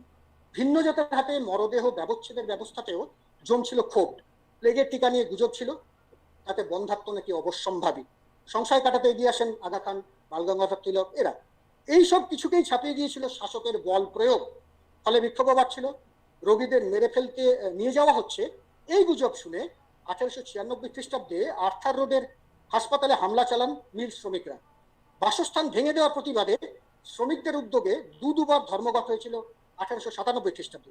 1898 খ্রিস্টাব্দে মদনপুরার শ্রমিক আবাসন থেকে মুসলিম তাঁত শ্রমিকের মেয়েকে জবরদস্তি হাসপাতালে নিয়ে যাওয়ার বিরুদ্ধে হাঙ্গামায় ছিলেন হিন্দু আর মুসলমান শ্রমিকরা। 1897 খ্রিস্টাব্দের 22 জুন দমন পীড়নের প্রতিবাদে চাপেকার ভাইদের বন্দুকের গুলিতে প্রাণ দেন প্লেগ কমিশনার রান্ড। তো এইটা তো গেল ইতিহাস। আমরা যদি এখনকার কিছু টুকরো ছবি দেখি, দেখুন আপনারা সকলেই জানেন মৃণাল সেনের একটা ছবি, একটা ফিল্ম কোরাস ছবির একটি দৃশ্য। সেখানে কি দেখা যাচ্ছে যে একটি মানুষ নিজেকে চেনাতে থাকেন এই বলছেন জন্মজুর খাটতাম তো কাজকর্ম নেই। যাদের বলছিলেন তারা শ্রমিকের দল, খেটে আসছিলেন বহু দূর থেকে। মনে করুন আমাদের এই সময়কার পরিযায়ী শ্রমিকদের কথা, বহু দূর থেকে। তাদের মধ্যে কেউ একজন বলে ওঠেন পাগল। শুনে সেই মানুষটিও সায় দেন, লোকে তাই বলে বটে, দেশের যা অবস্থা তাতে ঠিক থাকে মাথা। তাকে নিয়ে এগোতে থাকে শ্রমিকের দল। একজন গেয়ে ওঠেন, হাম ভুখ সে মরনে ওয়ালে ক্যা মত সে ডরনে ওয়ালে। আরে ভাই, আমরা তো না খেয়েই মরে যাব, মৃত্যু ভয় করে কি হবে? সেই জীবন আর জীবিকার প্রশ্ন। 45 বছর আগেকার একটা ফিল্ম, 45 বছর পেরিয়েও ছবিটা আজকেও সমান প্রাসঙ্গিক। এবং মৃণাল সেনের যদি বলি, 80 দশকের গোড়ায় নির্মিত মৃণাল সেনের আর একটা ছবি আকালের সন্ধানে, আপনারা যারা দেখেছেন জানেন। সেই ছবিতে দুর্গা 2 মাসের অসুস্থ বাচ্চাকে ফেলে তার গ্রামে মন্বন্তরের ছবি তুলতে আসা, ফিল্ম ইউনিটে কাজ করতে যেত প্রতিদিন, 7 টাকা করে পেত রোজ, আর সঙ্গে এক বেলার খাবার।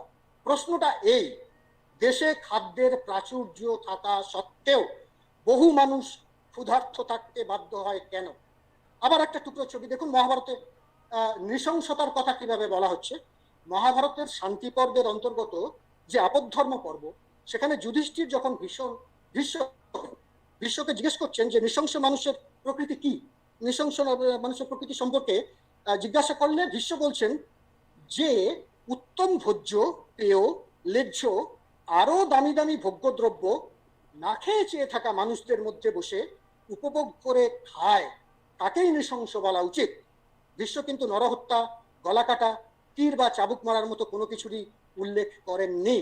এই সূত্রেই পরিযায়ী শ্রমিকদের কথা আমরা যদি আলোচনা করি, আমরা দেখেছি হাজার হাজার শ্রমিক পায়ে হেঁটে হাজার হাজার মাইল পথ দিয়ে পাড়ি দিয়ে আসছেন। তারা নিজেরাই ছিন্নমূল স্রোতের মতো পথে নেমেছে। রাষ্ট্র তাদের ফিরিয়ে নিয়ে যাবে কিনা এ বিষয়ে অনিশ্চিত থাকার জন্য তাদের কেউ কেউ হাজার হাজার মাইল পথ হেঁটে গ্রামের বাড়ি পৌঁছেছে, কাউকে বা পথের মধ্যেই আটকে সরকারি শিবিরে রাখা হয়েছে, কেউ বা জঙ্গলের মধ্যে দিয়ে 150 কিলোমিটার পার হয়ে এসে শেষে নিজের গ্রামের কাছে পৌঁছে মারা গেছে। কেউ রাত্রে ঘুমোতে গিয়ে ট্রেন লাইনে ট্রেনে কাটা মরে পড়েছে, কেউ ট্রাক চাপা পড়ে মারা পড়েছে, কাউকে ডাকাতির শিকার হতে হয়েছে, লুটতরাজের শিকার হতে হয়েছে। এইসব শ্রমিক ছাড়াও আছে বহু কোটি দিন আনি দিন খানে মানুষ, এদের কোনোদিনই তেমন সঞ্চয় থাকে না। তাই এরা প্রধানমন্ত্রীর ঘোষণা মাত্রই ব্যাংকে ছুটে 500 টাকা হাতে পেতে, মুখ্যমন্ত্রীর নির্দেশ জানা মাত্রই রেশনের দোকানে ভিড় করে বিনা পয়সার চাল আটা পেতে। এদের জঠরের আগুনের কাছে হার মেনেছে সংক্রমণে মৃত্যুর ভয়। অসহায় ক্রোধ কোথাও কোথাও জ্বলে উঠেছে, সুরাটে, দিল্লির ত্রাণ শিবিরে, বাংলার রেল স্টেশনে, এগুলো আমরা দেখেছি। মনে আছে গঙ্গাম্মার কথা? গঙ্গাম্মা 300 কিলোমিটার চলে এসেছিলেন পায়ে হেঁটে, বাকি ছিল আরো 150 কিলোমিটার, 150 কিলোমিটার। সেই পথ আর ফেরা হয়নি গঙ্গাম্মার। বেঙ্গালুরু থেকে রায়চুরে নিজের গ্রামে ফেরার পথে বল্লারিতেই মারা যান 29 বছরের ওই মহিলা শ্রমিক। এছাড়া 39 বছরের রণবীর সিংহ, তিনিও ছিলেন অসহায়। দিল্লির এক রেস্তোরাঁয় ডেলিভারি বয়ের কাজ করতেন। দিল্লি থেকে মধ্যপ্রদেশে নিজের গ্রামে যেতে পায়ে হেঁটে বেরিয়ে পড়েছিলেন তিনি। 200 কিলোমিটার যাওয়ার পরে আগ্রায় রাস্তাতেই লুটিয়ে পড়েন তিনি, এবং এখানে তিনি হৃদরোগে মারা যান। এরকম অসংখ্য উদাহরণ আছে। লকডাউনের প্রথম দফা শেষের মুখে যখন দেশে করোনায় আক্রান্ত হয়ে মৃতের সংখ্যা 300 ছাড়িয়েছিল, তখন এই ধরনের মৃত্যুর হার ছিল 200, ছুটে বসেছিল প্রায়। আর ওই বাচ্চা মেয়েটার কথা মনে আছে আপনাদের? জামলো মকদম, পরিযায়ী শিশু শ্রমিক, 12 বছরের ছোট্ট মেয়েটি 3 দিন ধরে একটানা হেঁটেছিল, কখনো সরু রাস্তা ধরে, আবার কখনো জঙ্গল কেটে পথ করে নিয়ে। খাবার জটেনি লকডাউনের মধ্যে, কড়া রোদে চলতে চলতে মেলেনি জলও। সেসব উপেক্ষা করেই ছোট্ট ছোট্ট পায়ে চলতে চলতে অনেকটা রাস্তা পেরিয়ে এসেছিল সে।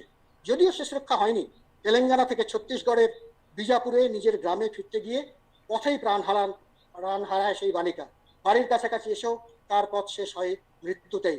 আর 47 বছরের সেই মা লকডাউনে আটকে পড়া নিজের বড় ছেলেকে আনতে 1400 কিলোমিটার স্কুটি করে পাড়ি দিয়েছিলেন তিনি। মধ্যবিত্ত মানসিকতা, চাপ পড়ছে, কেমন রাগি হয়ে যাচ্ছি আমরা, মজুত করছি। প্রথম দফায় যখন লকডাউন শুরু হলো, বস্তা বস্তা চাল, ডাল, তেল, নুন, আলু, পেঁয়াজ সব মজুত করতে শুরু করলাম। জিনিসপত্র কেনাকাটার মানে হুড়োহুড়ি পড়ে গেল। এটাও যেমন দেখেছি, আবার আমরা একটা গবেষণায় দেখছি হাতের লেখাতেও এই লকডাউন পরিস্থিতির ছাপ পড়ছে। আমি নিউ নর্মাল আর কথাই আলোচনা করছি। কিরকম না, দুঃসময়ের ইঙ্গিত ধরা পড়ছে এই কোভিড-19 দুঃসময়ের ইঙ্গিত হাতের লেখাতেও।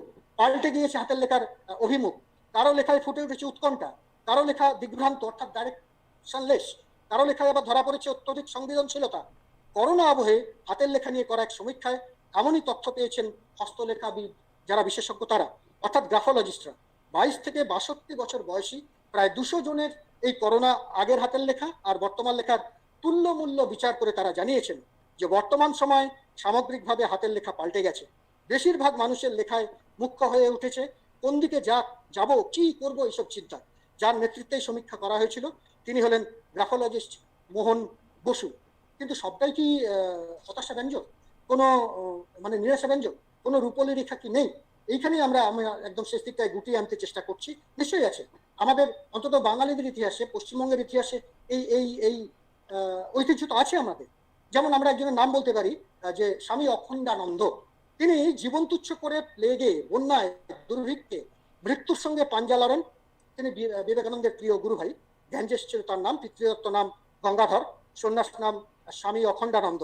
1920-21 সাল নাগাদ ভগবান দাস বাবাজি মহারাজকে তিনি লিখছেন, দেশে দুর্ভিক্ষ প্রভৃতির ন্যায় মহামারী উপস্থিত হইলে ওই সকল মঠবাসী মহন্তগণ স্ব ত্যাগী শিষ্য প্রশিষ্যে পরিবেষ্টিত হইয়া মঠের ভাণ্ডার নিঃশেষিত করিয়া ধনে প্রাণে তাহারা দেশ সেবায় জীবনযাপন করিবেন। এটা মঠবাসীদের যারা মহন্ত তাদের উদ্দেশ্যে বলছেন।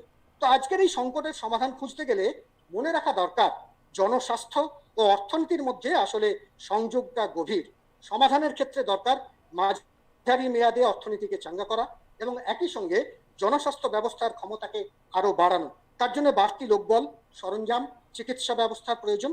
যেমন বড় সংখ্যায় স্বাস্থ্যকর্মীদের নিয়োগ ও প্রশিক্ষণের জন্য সরকার বিনিয়োগ করতে পারে। এই কর্মীরা প্রাথমিক পরীক্ষাগুলো করতে পারবেন, কিছু ব্যবস্থাও নিতে পারবেন। এরা কাজ করবেন সেই সব জায়গায় যেখানে ভালো চিকিৎসা পরিষেবা নেই। স্বাস্থ্য পরিষেবাতেও এভাবেই প্রাথমিকভাবে রোগ নির্ণয় ব্যবস্থা নেওয়ার জন্য কর্মীরা নিযুক্ত হবে। আবার অর্থনীতিও কিছুটা ক্ষতিপূরণ করতে পারবে রোজগারের সুযোগের ফলে। অন্যদিকে দীর্ঘমেয়াদী পরিকল্পনাও প্রয়োজন। এই রকমের সংকটে যদি আমরা দেখি, তাৎক্ষণিক প্রতিক্রিয়া হলো সীমান্ত বন্ধ করা, বিশ্বায়নের গতিকে উল্টো পথে চালানোর চেষ্টা। যদিও সেটা দীর্ঘমেয়াদে ভুল এবং ক্ষতিকারক। অতীতেও মহামারী ঘটেছে, সেটা বিশ্বায়ন ঘটার আগে। মহামারী যেমন সীমান্ত মানে না, তার সমাধানও তাই। কোনো দেশ এককভাবে এর সমাধান খুঁজে বের করতে পারবে না। এর সমাধান খোঁজার জন্য গোটা বিশ্বের বিজ্ঞান, প্রযুক্তি, আর্থিক সম্পদ একত্র করেই কাজ করতে হবে। কোভিড-19 স্পষ্ট করে দিয়েছে, আর্থিক বৃদ্ধি চাইলে পরিবেশ সংরক্ষণ আর বাস্তুতন্ত্রের ভারসাম্য হলো আবশ্যিক শর্ত। শীর্ষ স্তর উঁচু থেকে নির্দেশ আসবে আর নিচু স্তর শুনবে। শুধু এইরকম ব্যবস্থার পরিবর্তে জননীতির ভিত্তি হওয়া দরকার তৃণমূল স্তরে মানুষের সাথে সংযোগ। এমন নীতি তৈরি করা দরকার যা রোগের বিপদ সম্পর্কে মানুষকে আরো ভালোভাবে জানাতে পারবে, প্রতিরোধের উপায় বোঝাতে পারবে, মানুষকে উৎসাহ দিতে পারবে, যাতে তারা পরীক্ষা করান এবং টিকা নেন। একসময় ঔপনিবেশিক আমলে প্লেগ প্রতিরোধ টিকাকরণ যে কর্মসূচি চালু হয়েছিল, টিকা নিতে সাধারণ মানুষের ভয় ছিল আর সন্দেহের শেষ ছিল না। তখনও পর্যন্ত সরকার টিকা এবং অন্যান্য বিষয়ের নির্দেশ ইংরেজিতে বিলি করছেন। এটা দেখে মিস মার্গারেট নোবেল, তখনও তিনি নিবেদিতা হয়ে ওঠেননি, খুব বিরক্ত হয়েছিলেন, বেদনার্থ হয়েছিলেন। তার মনে হচ্ছিল শহরের শান্তি বজায় রাখার জন্য তো সাধারণ নিরক্ষর মানুষকে সবকিছু বুঝিয়ে বলা চাই, অথচ no effort was made to promulgate Hindustani or Bengali translations among the unread. তার মত ছিল এই যে হিন্দুস্তানি আর বাংলা এই দুই দেশজ ভাষাতে সহজ করে বুঝিয়ে দিলে গুজবের ভয় তখন সাধারণের দিন কাটতো না। জনগোষ্ঠীর ব্যাপক অংশগ্রহণ ছাড়া জনস্বাস্থ্য পরিকল্পনা মুখ থুবড়ে পড়ে। সমাজভুক্ত মানুষ জনের পক্ষেই সমাজের বিভিন্ন স্তরে এই অংশগ্রহণ সুনিশ্চিত করা সম্ভব। 1898 খ্রিস্টাব্দে এই যে প্লেগের কথা বলছিলাম, সেই মহামারীর সময় ঠাকুরবাড়ির সদস্যরা চাঁদা তুলে প্লেগ হাসপাতাল খুলেছিলেন। রবীন্দ্রনাথ আর সিস্টার নিবেদিতা পাড়ায় পাড়ায় ইন্সপেকশন করতেন, নিবেদিতা হ্যান্ডবিল বিলি করতেন। বিবেকানন্দ প্লেগ নিয়ে তত্ত্ব কথায় বিরক্ত হয়ে কাজের মাধ্যমে মনুষ্যত্বের পরিচয় রাখার পরামর্শ দিয়েছিলেন। প্লেগ নিবারণে রামকৃষ্ণ সংঘের সদস্যদের সঙ্গে তিনি কোমর বেঁধে নেমেছিলেন। তো বাঙালির ইতিহাসে এমন সমবেত প্রয়াসের ছবি ঘুরে ফিরেই আসে। আর এখানেই গুরুত্বপূর্ণ পাড়া এবং ক্লাবের ছবি।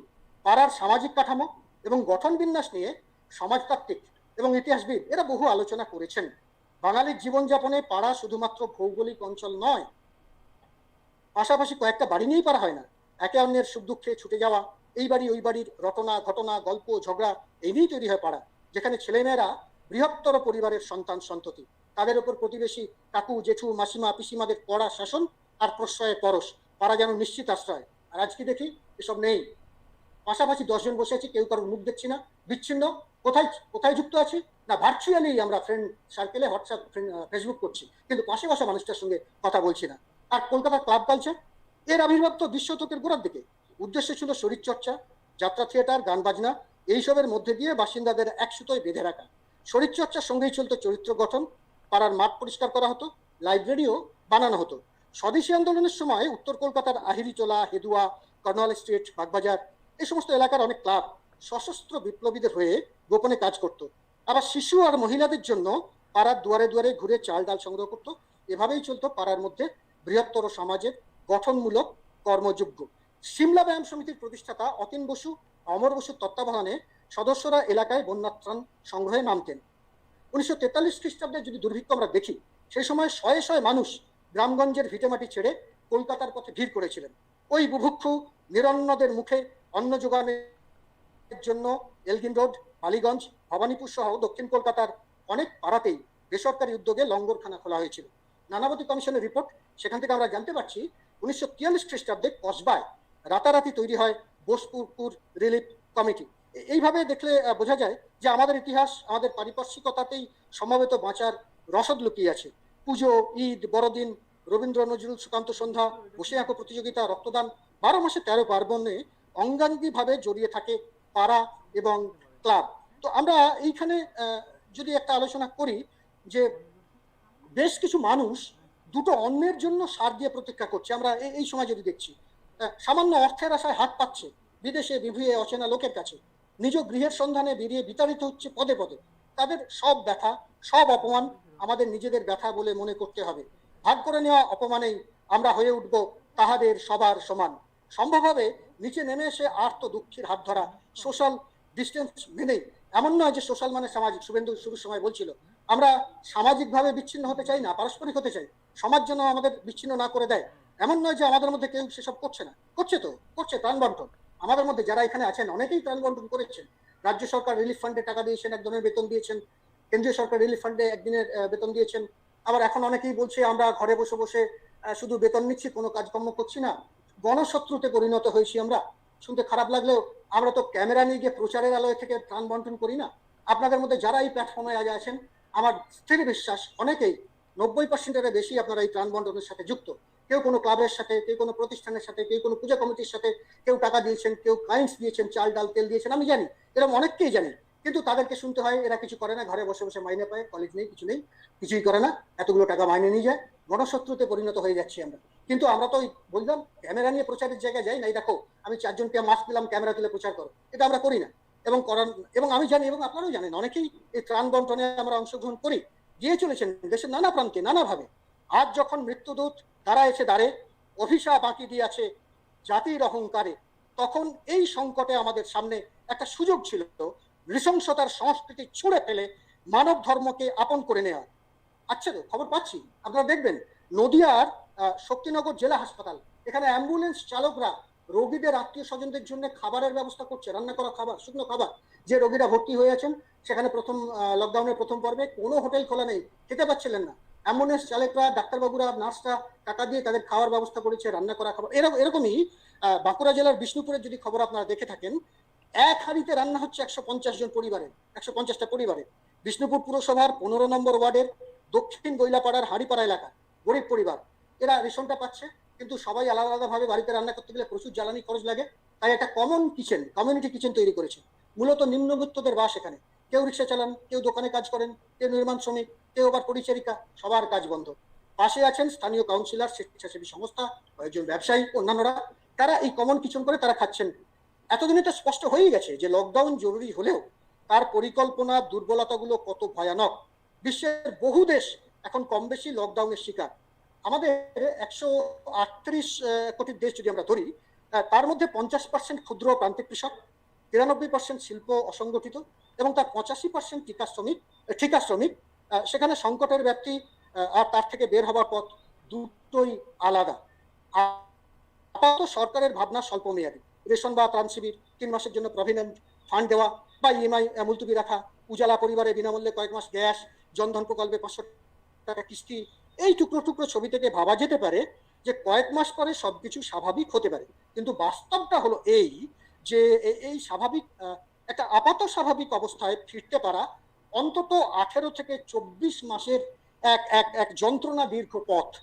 যতদিন না ওষুধ বা প্রতিষেধক সুলভে বাজারে আসছে, মানুষের অনিশ্চয়তার জন্য প্রয়োজনের বাইরে কেউ বিশেষ খরচ করবে না। বেড়াতে যাওয়া, বিমান যাত্রা, হোটেল রেস্তোরাঁয় খাওয়া, সিনেমা দেখা, খেলাধুলো, ফ্যাশন, দামি আসবাব, পোশাক, গয়না শিল্প, চামড়ার দ্রব্য, গাড়ি, হস্তশিল্প, দামি ইলেকট্রনিক সামগ্রী, আবাসন ক্ষেত্র, সংকটের তালিকাটা দীর্ঘ দীর্ঘ।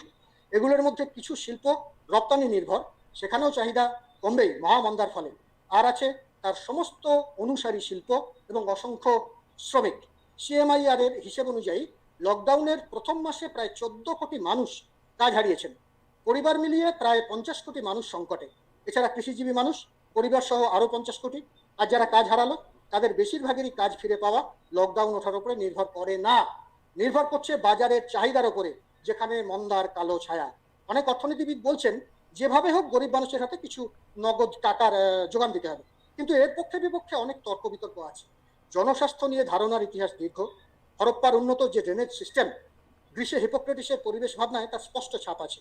কোভিড-19 সেই প্রাচীন, ফলে অবহেলিত ধারণাটিকে ফের পাদপ্রদীপের আলোয় নিয়ে এলো। কিন্তু আরো ডাক্তার, আরো হাসপাতাল, ওষুধ, জনস্বাস্থ্যের দাবি কি শুধু এটুকুই? 2005-এর আন্তর্জাতিক স্বাস্থ্যবিধি অনুযায়ী জনস্বাস্থ্যে জরুরি অবস্থা সামলাতে প্রয়োজন কিছু বিশেষ পারদর্শিতা, দক্ষ স্বাস্থ্য নজরদারি ব্যবস্থা, দ্রুত ব্যবস্থা গ্রহণের পরিকাঠামো এবং পরিস্থিতি সামলাতে সমর্থ বলিষ্ঠ স্বাস্থ্য ব্যবস্থা। অথচ আমাদের গোড়ায় গলদ। নব্য উদারনীতির হাত ধরে স্বাস্থ্যক্ষেত্রে প্রবেশ ঘটেছে বেসরকারি পুঁজির। স্বাস্থ্য পরিষেবা পরিণত হয়েছে মুনাফা উৎপাদক পণ্যে।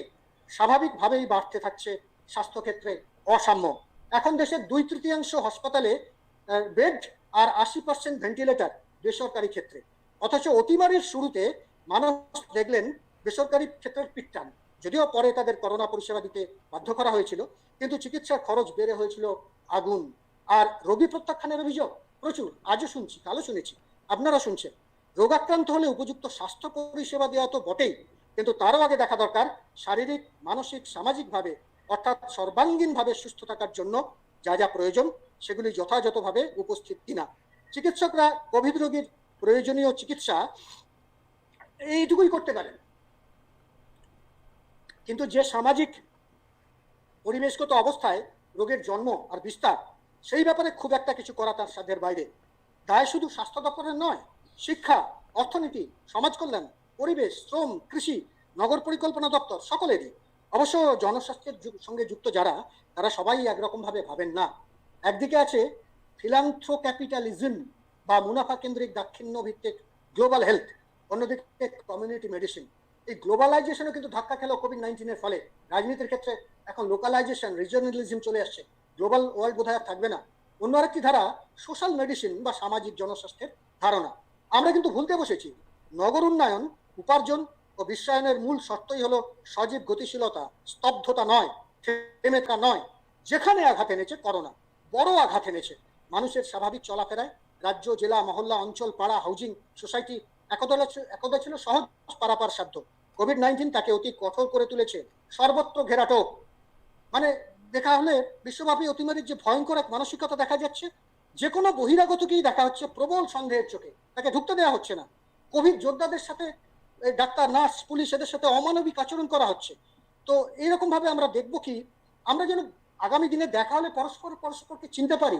আমরা তো কেউ ওই রবিনসন ক্রুশোর মতো বিচ্ছিন্ন দ্বীপে বাস করি না। সংক্রমিত মানুষ, আক্রান্ত সময়, এর একমাত্র হাতিয়ার সচেতনতা। নব্য স্বাভাবিক জীবনযাপনে এই সচেতনতাটাই দরকার। নতুন চ্যালেঞ্জ শিক্ষার্থীদের কাছেও। আমি এই দুটো বিষয় বলি শেষ করব। আমার আর 5-6 মিনিট লাগবে, আশা করি সেই সময়টুকু পাবো। আমি 5-6 মিনিটে শেষ করে দিচ্ছি। এখানে একটা বলি, মহামারী, আপনারা জানেন পট আঁকা হয়, পটগীতি হয়, মেদিনীপুরের ওদিকটা চালু আছে। মহামারীর পট তো পুজোর সঙ্গে জড়িত, প্রাচীন রীতি। এবং সেটা পশ্চিম মেদিনীপুরের নয়ার শিল্পীরা এই করোনা ভাইরাসের ছবি এঁকে গানে গানে তার কথা বলছেন। 7 দফা আইন মেনে, এটা কি গানটা বলছেন, ওরা বলছেন 7 দফা আইন মেনে তাড়াবো ভাইরাস, যথাচেষ্টা করে যাচ্ছে ডাক্তার ও নার্স।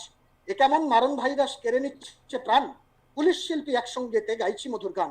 একথা শুনে মারণ ভাইরাস কবরেতে যান, ঈশ্বর আল্লাহ আছে করবে মুশকিল আসান। এটা পট দেখিয়ে পটুয়ারা, যারা পট শিল্পীরা গান করেন। আর রুকসানা চিত্রকর তিনিও গাইছেন, ভাইরাস থেকে হও গো সচেতন ও জনগণ। আর জাস্ট দুটো পয়েন্ট আমি কাজ করে আজকে আমি আলোচনা শেষ করব।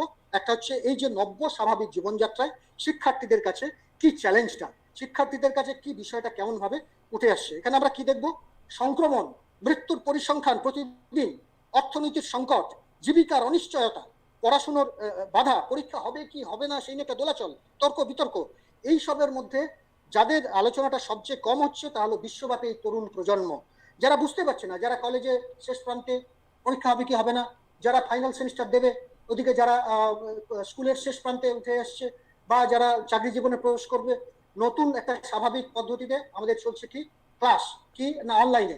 এখানে ইউটিউবে কপিরাইট বলে আছে বলে আমি বলতে পারছি না, কিন্তু আমি বলছি কিছু কিছু নতুন প্ল্যাটফর্মে আমরা অভ্যস্ত হয়েছি। আমরা যারা টেক সেভি ছিলাম না, সেই অনলাইনে ক্লাস করতে অভ্যস্ত হচ্ছি, ছাত্ররা অভ্যস্ত করছি। এক সময় গার্জেন যারা, অভিভাবক যারা, তারা তারা রাগারাগি করতেন বাড়িতে, মনোমালিন্য হতো সন্তানদের সাথে, এতক্ষণ মোবাইল নিয়ে কেন বসে আছিস, কেন মোবাইল ঘাটছিস। কিন্তু এখন মোবাইল ছাড়া উপায় নেই, ল্যাপটপ ছাড়া উপায় নেই, তাকে সেইভাবে মানে ক্লাসটা করতে হবে, অনলাইনে ক্লাস করতে হবে। এবং সেখানে তিনটে, এটা ইতিবাচক যদি দিক হয়, অনেক শিক্ষকরা, আমরা যারা স্বাধীনতার মাত্র 20 বছরের পরেই জন্মেছিলাম, তারা এত টেকসই নই, প্রবীণ এখন আমরা, তো আমরাও নিজেদেরকে সেভাবে তৈরি করতে হচ্ছে আমাদেরকে। এবং আরো সমস্যা হচ্ছে, একদিন একটা ছেলে দেখলাম গাছের উপরে উঠে বসে আছে, ভিডিও অন করা, কি ব্যাপারে? না স্যার, আমি গাছের উপরে না উঠলে আমি নেটওয়ার্ক পাবো না, তাই ক্লাস করতে পারছি না। বৃষ্টি হলে কি করবি? না স্যার, ঘরে ঢুকে যাবো, ক্লাসটা করতে পারবো না। তো এরকম যদি অবস্থা হয়, মাঠে ঘাটে চলে যাচ্ছে, অর্ধেক ছেলে মেয়ের কাছে নেটওয়ার্ক কানেকশন নেই, কানেক্টিভিটি নেই। আবার একটা ছেলে একদিন ফোন করছে, স্যার কি হলো? স্যার আমার তো বড় ফোন নেই। এরা বড় ফোন বলে, স্মার্টফোন বলে না। আমি বড় ফোন নেই মানে বড় ফোন নেই, আমি ক্লাস করতে পারছি না। আপনার ওরা করছে, আমার তো এই ছোট একটা ফোন 2000 টাকা দামি। এবং এই ফোন কেনা নিয়ে আপনারা হিমাচল প্রদেশে জানেন যে একমাত্র একজন গোয়ালার ছেলে সেই ক্লাস করতে পারছিল না বলে তার একমাত্র সম্বল গরুটাকে বিক্রি করে দিয়ে তাকে মোবাইল কিনে দিতে হয়েছে। আবার কেরালার একজনে জানি যে একজন সবজি বিক্রেতা, তিনি মোবাইল কিনে দিতে পারছেন না, তার টাকা নেই, ওনার বাবা একটু ওয়েট কর, পরের মাসে আমি কিনে দেবো। তো সেইটা সে সহ্য করতে না পারে, ক্লাস করতে পারছে না, বাবা মোবাইল কিনে দিচ্ছে না, রাত্রিরে সে সুইসাইড করে, গলায় দড়ি দিয়ে। এই ঘটনাগুলো ঘটছে, নব্য স্বাভাবিক পরিস্থিতি। এবং যে স্ক্রিন টাইম, লকডাউনের সময় 3 ধরনের আমরা স্টুডেন্টদের দেখতে পাচ্ছি স্ক্রিন টাইম কিরকম। 1 নম্বর হচ্ছে যাদের স্ক্রিন টাইম বেড়েছে, ল্যাপটপ, মোবাইলে ক্লাস বা বিনোদন বা কাজ, তার জন্য আগের চাইতে বেশি সময় কাটাচ্ছে, কিন্তু শারীরিক মানসিক স্বাস্থ্যে তাদের প্রভাব পড়েনি। দ্বিতীয়টা হচ্ছে কি, দ্বিতীয় দলটা স্ক্রিনে এমনই মগ্ন হয়ে থাকছে যে অন্যান্য কাজ সময় মতো করছে না। মোবাইলের ব্যবহারের প্রয়োজনের গণ্ডি অনেকখানি ছাপিয়ে যাচ্ছে। খাওয়া, ঘুম, নিজের যত্ন নেওয়া, এ সবই উপেক্ষিত হচ্ছে। বাড়ির লোকদের সঙ্গে ব্যবহারে বিরক্তি, অসহিষ্ণুতা দেখা যাচ্ছে। নিজেদের মেজাজ খারাপ করছে, পড়াশোনা খারাপ হচ্ছে, কিন্তু সে কথা বুঝতে চাইছে না। এই দলের একটা অংশ ছিল। আর একটা 3 নম্বর যেটা হলো, সেটা হচ্ছে তাদের সংঘাত কিছু ঘটছে না। মোবাইল ল্যাপটপ জীবনের কেন্দ্রে চলে আসছে, এটাও তারা নিচ্ছে। এটা যেমন একটা দিক। একদম শেষ পয়েন্টে আমি জাস্ট 2 মিনিট নিয়ে শেষ করছি, যে আমাদের তাহলে এই পরিবর্তিত পরিস্থিতিতে শিক্ষা ব্যবস্থাটায় কি করতে হবে। আমাদের মনে হয় কবে খুলবে জানি না, যদি খুলেও এইভাবে পাশাপাশি আন্তর্জালিক পড়াশোনা চালাতে হবে এবং প্রয়োজনে তাদের কাছে পৌঁছাতে হবে। আর আমাদের যে স্বাভাবিক জীবনযাপন এই নব্য পরিস্থিতিতে কি না, সচেতনতা। একদম 1.5 মিনিট 2 মিনিটে শেষ করছি আমি। কি করতে হবে না, আমাদের বর্ম মুখোশ, আমি যদি মুখোশটা ব্যবহার করি, অনেকেই দেখবেন আমরা অনেকেই করি, মুখোশটা দিয়ে বারবার এইরকম ভাবে মুখটাকে টানি, অত্যন্ত অন্যায়, অত্যন্ত ঝুঁকিপূর্ণ কাজ। একবার মুখোশ ব্যবহার হয়ে গেলে এই উপরের ভাগে হাত দেওয়া যায় না, খুলতে গেলে এখান থেকে হাত দিয়ে কানের নিচ থেকে সুতো ধরে টানতে হয়, কিন্তু আমরা করি না, একই মুখোশ বারবার ব্যবহার করি। মুখোশ কিন্তু ডিসপোজেবল মুখোশ হলে ইমিডিয়েট সেটাকে ডিস্ট্রয় করা উচিত, বা সেটা নতুন মুখোশ, বা যদি রিনিউয়েবল হয় আবার সেটাকে ঠিকঠাক ভাবে জার মুক্ত করে ব্যবহার করা উচিত। তাহলে বর্ম হবে আমাদের মুখোশ, ছোঁয়াচ বাঁচিয়ে চলতে হবে, দূরত্ব দরকার, কিন্তু সামাজিক আমি মানি না, পারস্পরিক দূরত্ব, শারীরিক দূরত্ব। হাতে গ্লাভস ব্যবহার করতে পারেন, কিন্তু তার অনেক সমস্যা আছে, সেটা যখন যেরকম হওয়া উচিত। কেয়ার করতে হবে নিজেদেরকে, শেয়ার নয় কেয়ার। টিফিন ভাগ করে খাওয়ার দিনটা বোধহয় চলে গেল, টিফিন আমরা নিজে কলিগদের সাথে, স্টুডেন্টদের সাথে ভাগ করে খাওয়ার দিনটা নেই। স্যানিটাইজার এবং সাবান, স্যানিটাইজার বেশি ব্যবহার করলে আবার নাকি চর্মরোগ দেখা দিতে পারে, এরকম শোনা যাচ্ছে। তার থেকে অ্যান্টিসেপটিক সাবান ব্যবহার করার উপরে জোর দিচ্ছেন বিজ্ঞানীরা, নিজের উপরে নজর রাখতে বলা হচ্ছে, এবং সতর্ক থাকা, এটাই হচ্ছে শ্রেয়। আর কথা বলার সময় অন্তত দূরত্বটা মেনটেন করে মাস্ক ব্যবহার করে, যেখানে সাবান ব্যবহার করার সুযোগ নেই সেখানে স্যানিটাইজার ব্যবহার করা যেতে পারে, সেটুকু করা যেতে পারে। আর এইভাবেই আমরা যেটুকু সমাজ কল্যাণের কথা আলোচনা করলাম, এবং মনে হয় আমি অনেকটা সময় আপনাদের নিয়ে নিয়েছি, ধৈর্যচ্যুতি ঘটিয়েছি, ক্ষমা করবেন যদি আমি বেশি সময় নিয়ে থাকি। সকলে ভালো থাকবেন, সুস্থ থাকবেন। জানি না আপনাদের যথাযোগ্য মর্যাদা রেখে আমি আমার যে সম্মান দিয়েছিলেন সেটা আমি রক্ষা করার জন্য যথাযথ চেষ্টা করতে পারলাম কিনা। নিজের পড়াশোনা থেকে যতটুকু পারলাম বললাম। সকলে সুস্থ থাকবেন। সকলকে আবার হাত জোর করে আমি নমস্কার জানাচ্ছি, প্রত্যেককে ধন্যবাদ, কৃতজ্ঞতা আমাকে এই সুযোগ দেওয়ার জন্য। যারা শুনলেন এতক্ষণ ধরে আমার কথা, তাদেরকেও ধন্যবাদ। ভালো থাকবেন। এই দিন কেটে যাবে। মানে জীবনানন্দ বলেছিলেন যে পৃথিবীর গভীরতর অসুখ এখন, আমরা সেখান থেকে উত্তরণ ঘটাতে চাই। নমস্কার, ধন্যবাদ, ভালো থাকবেন।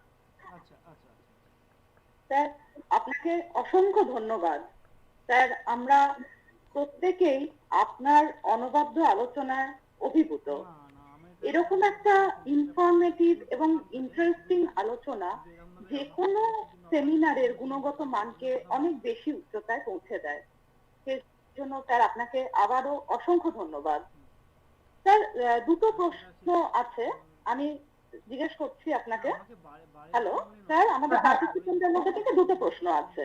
হ্যাঁ স্যার, একটা প্রশ্ন হচ্ছে ব্রিটিশ আমলে ভারতের অতিমারি ও বর্তমানে অতিমারির মধ্যে মূল পার্থক্য কি ছিল বলে আপনি মনে করেন? আচ্ছা, অতিমারির দেখতে গেলে কয়েকটা জায়গা আছে। একটা, অতিমারির কারণগুলো আমাদের দেখতে হবে, তারপরে সেগুলোকে দমন করার জন্য সরকারি স্তরের পরিকল্পনাগুলো কি ছিল। এখন ব্রিটিশ আমলে আমরা দেখেছি ব্রিটিশরা নিজস্ব স্বার্থ ছাড়া নিজেদের যে ব্যারাক বা নিজেদের যে এরিয়া যেখানে ইউরোপিয়ানরা থাকতো, ব্রিটিশরা থাকতো, এই সমস্ত জায়গায় ঠিকঠাক স্যানিটেশন বা ওয়াটার সাপ্লাই, ড্রিঙ্কিং ওয়াটার এগুলো রাখতেন। বাকি জায়গাগুলোতে ওদের একদম ছেড়ে দিতেন ভাগ্যের উপরে, যে ওরা মরছে মরুক, আমাদের দরকার নেই। অর্থাৎ মূল গোড়াটাকে আমরা prevention is better than cure বলি, রোগ হবার আগে সেটাকে আটকে দেওয়ার ক্ষেত্রে। ব্রিটিশরা সেই জায়গাটায় কিন্তু তারা তাৎক্ষণিকভাবে সেই জায়গাটা নিজেদের স্বার্থ ছাড়া বাকিদের দেখাননি, যার জন্য আম আদমি ভারতবর্ষের মানুষের কাছে এই রোগটা অত্যন্ত বা মহামারীগুলো অনেক ছড়িয়ে পড়েছিল। এবং তারপরে প্রচুর আন্দোলন হয়েছে দেশীয় আমার স্বদেশী আন্দোলনের ভাষাই কিছুটা আমার গবেষণায় দেখানো আছে, কেউ ইন্টারেস্টেড হলে আমার বই বেরিয়ে গেছে দেখতে পারেন। সেখানে তারা স্বদেশী আন্দোলনের মধ্যে যে এই রোগ জ্বালা হলে হসপিটাল ব্যবস্থা, হাসপাতাল, চিকিৎসা ব্যবস্থা এগুলোকে ঠিকঠাকভাবে তৈরি করা দরকার। তখনও পর্যন্ত ভারতবর্ষে আয়ুর্বেদ চিকিৎসা ব্যবস্থা চলছে, পাশ্চাত্য চিকিৎসা ব্যবস্থা সেইভাবে। আপনারা জানেন কাদম্বিনী সিরিয়াল হচ্ছে, আপনারা দেখেছেন কাদম্বিনী আমার একটা চ্যাপ্টারই আছে, যে মহিলাদের ডাক্তার করার কোনো অধিকার ছিল না, এবং মহিলাদের অসুখ হলে তাকে তার ভিতরে ঢুকতে দেওয়া হতো না, ডাক্তারকে, পুরুষ ডাক্তারকে। হয় সেই কবিরাজ এসে বাইরে থেকে যা নিলাম দিতেন। যদি আপনারা কেউ আরোগ্য নিকেতন বইটা পড়ে থাকেন তাহলে দেখবেন উপন্যাসে অত্যন্ত সুন্দরভাবে বর্ণনা আছে। অর্থাৎ মূলগত পার্থক্য এটা দেখতে পাচ্ছি, যে কারণগুলো ব্রিটিশ সরকার সেইভাবে নজর দেননি, যেটা উপনিবেশিক উত্তর যুগে অন্তত ভারতীয় বা আমাদের যারা প্রাদেশিক শাসক বা রাজ্য সরকার তারা দেখেছেন। হাসপাতাল ব্যবস্থা অনেক বেশি উন্নত হয়েছে। সেই সময় ব্রিটিশরা শুধুমাত্র নিজেদের জন্যই ব্যবস্থা করছিলেন, আমাদের চিকিৎসা দিচ্ছিলেন না। নেটিভ তো আমরা, নেটিভদের দিচ্ছিলেন না। তাই এই চিকিৎসা ব্যবস্থাগুলো তখন সেই অর্থে আমাদের জন্য মানে ইউনিফর্ম ছিল না, যেটা চাপে করে আন্দোলনের ফলে পরবর্তীকালে, যেমন আপনাদের বলছি বাঁকুড়া জেলায় যে সম্মিলনী মেডিকেল স্কুল হসপিটাল, সেটা মেডিকেল কলেজে উত্তরণ স্বাধীনতার পরে হয়েছিল, তারা করেননি। তারা করেন এরকম যে বর্ধমানে ফ্রেজার হসপিটাল দেখি, অন্যান্য হসপিটাল আছে, অর্থাৎ তাদের মাথা ব্যথা ছিল না, আমাদের নেই। তো তারা মরতে মরুক, রোগ দাঁড়িয়েছে হোক, তাদের কোথায় তাদের উৎস সেটাকে বন্ধ করার চেষ্টা, ঠিকঠাক নালা ব্যবস্থা, ড্রেনেজ সিস্টেম, ড্রিঙ্কিং ওয়াটার, এগুলোকে নজর দেননি। আপাতত এই জায়গা থেকেই যদি দেখা যায় তাহলে আমরা কিছুটা এটা বুঝতে পারবো। Thank you sir. Sir, next question হচ্ছে, বর্তমান অতিমারির ক্ষেত্রে মানুষ কতখানি দায়ী বলে আপনি মনে করেন? হ্যাঁ, এটা তো আমি আমার আলোচনার মাঝামাঝি পর্বে আলোচনা করেছি। এই যে ধ্বংস করা, বায়োডাইভার্সিটি ধ্বংস করা, মানুষের লোভ, এবং আফ্রিকা কবিতা থেকে আমি কিছু উদ্ধৃতি দিয়ে কবিতার লাইনও বলেছি, নজরুলের কিছু কবিতার লাইনও বলেছি। আমাজনকে ধ্বংস করার জন্য এরকম একটা কথা শোনা যাচ্ছিল যে অ্যামাজন ধ্বংস করে নাকি ওখানকার হাইয়েস্ট যারা অথরিটি অ্যাডমিনিস্ট্রেটর তাদের তরফে নাকি ওখানে ফ্ল্যাট তৈরি হবে, এরকম কিছু শোনা যাচ্ছিল, সত্যি মিথ্যা জানি না। তো এরকম যদি হয়, আমরা যদি বায়োডাইভার্সিটি প্রকৃতিকে ধ্বংস করি, ক্রমশ জঙ্গলের মধ্যে দিয়ে আমরা ঢুকে পড়তে শুরু করি। আলোচনার সময় বলেছিলাম, ক্রমশ জনগণ, মানুষ যদি মনুষ্য কেউ প্রাণী, মানে এই শব্দটা ব্যবহার করা বোধহয় ঠিক হচ্ছে না, আমরাই বোধহয় ইতর এখন। তো ওই বন্য প্রাণীর বাসস্থান ধ্বংস করে তার কাছাকাছি পৌঁছে যায়, সে তার বাসস্থান না পেলে আমাদের অ্যাটাক করবে। এবং এটা তো আমাদের 100 more than 100% দায়ী আমরা এই সমস্ত কারণের জন্য। আমরা কি এখনো ঠিকঠাক মাস্ক ব্যবহারের নিয়ম মেনে চলি? যিনি প্রশ্নটা করেছেন তাকে সবিনয় জানিয়ে একটা ছোট্ট উদাহরণ বলি। সেদিন আমি লকডাউনের আগের দিন বাজারে গিয়েছিলাম। আমি যথারীতি যা যা প্রোটেকশন নেওয়ার, হেলমেট, মাস্ক, গ্লাভস যা যা পরা পরে আমি একটি জায়গায় একটা সবজি দোকানে সবজি কিনছি। পিছন থেকে আক্ষরিক কাটতে এবারে জনসমাগম, বিপুল ভিড়। সেদিন দুজন একদম আমার ঘাড়ের ওপর দিয়ে উঠছে কিনবে বলে। তো আমি দেখছি তাদের মুখে মাস্ক নেই। তো এটা কি করছেন আপনি, এভাবে আমার ঘাড়ের উপর উঠছেন কেন? বলি আপনার গায়ে কি ফোসকা পড়ছে নাকি? ফোসকা পড়ছে? আমি দেখুন, এটা করলে এখন যা অবস্থাটা পরিস্থিতি, আপনিও তো সমস্যা পড়বেন, আমারও হবে। বলে ওগুলো আপনাদের হয়, আমাদের হয় না। এই হচ্ছে আমাদের সচেতনতা। তাহলে মানুষ দায়ী নয় তো কে দায়ী? ঈশ্বর। আমাদের ভাবার বোধহয় সময় এসেছে। ধন্যবাদ। ধন্যবাদ স্যার। আপনি এভাবেই আমাদের পাশে সবসময় থাকুন। আমরা খুব কৃতজ্ঞ আপনার এরকম অসাধারণ বক্তৃতায়। স্যার, ভালো থাকবেন, সুস্থ থাকবেন। Thank you sir. আমাদের সেমিনারের পরবর্তী পর্যায়ে আমরা এসে গেছি। ম্যাম অনেকক্ষণ আমাদের মাঝে এসে গেছেন। Madam, it's completely our pleasure to have you with us. Thank you, ma'am. Thank you. Ma'am, আমাদের next eminent speaker, Professor Pompa Mukherjee, Madam, Department of Political Science, Punjab University. Brief introduction, Madam এর সম্পর্কে।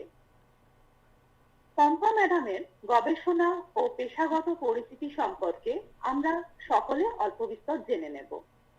Professor Pampa Mukherjee মহাশয়া বর্তমানে চণ্ডীগড়ে অবস্থিত পাঞ্জাব বিশ্ববিদ্যালয়ে রাষ্ট্রবিজ্ঞান বিভাগের সুনামধন্যা অধ্যাপিকা।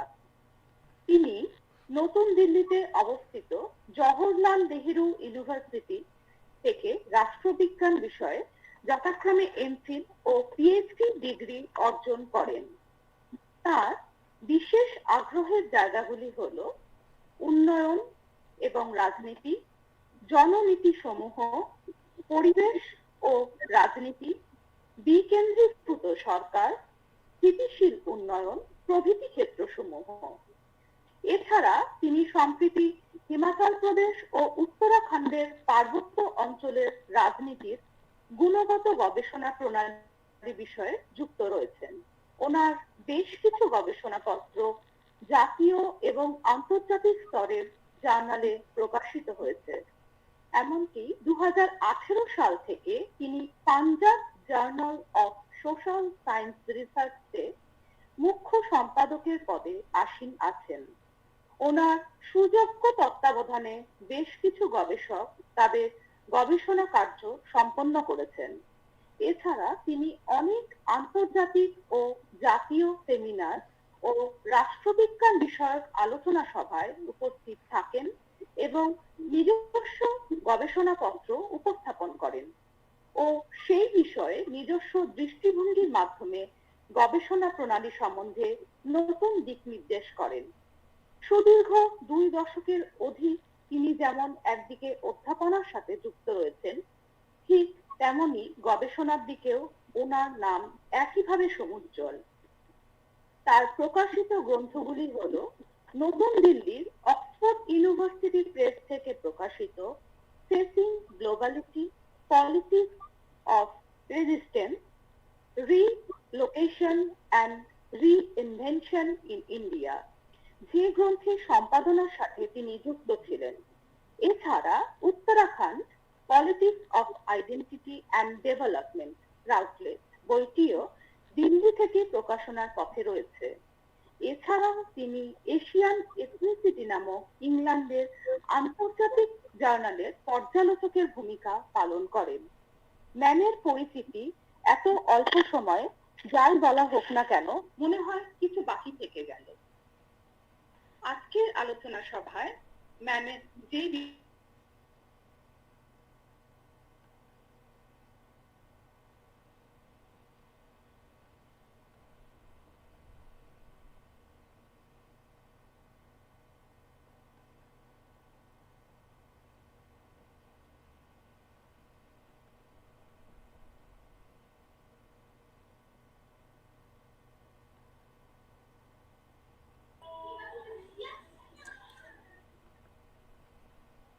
Suchismita ma'am হয়তো একটু হ্যালো হ্যালো হ্যালো হ্যাঁ হ্যাঁ শুনতে পাচ্ছেন ম্যাম? হ্যাঁ শুনতে পাচ্ছি সূর্য, শুনতে পাচ্ছি। ম্যাম সুচিস্মিতা ম্যাম হয়তো একটু নেটওয়ার্কের জন্য হলো, সেই কারণে আমি মানে কন্টিনিউ করছি। হ্যাঁ ঠিক আছে, কোনো অসুবিধা নেই। হ্যাঁ, যেটা দেখা যাচ্ছে যে ম্যামের তো পরিচিতি, গবেষণা এবং পেশাগত পরিচিতি সম্পর্কে আমাদেরকে সুচিস্মিতা ম্যাডাম অবগত করলেন। এবার আজকে দ্বিতীয় বক্তব্য পম্পা ম্যাডাম পাঞ্জাব বিশ্ববিদ্যালয় থেকে আগত, ওনাকে প্রথমেই সুস্বাগতম জানাই এবং উনি আমাদের কাছে ওনার আজকের যে বিষয় সেই বিষয়টি আজকে সুন্দরভাবে উপস্থাপন করবেন। ম্যাম আপনি তাহলে শুরু।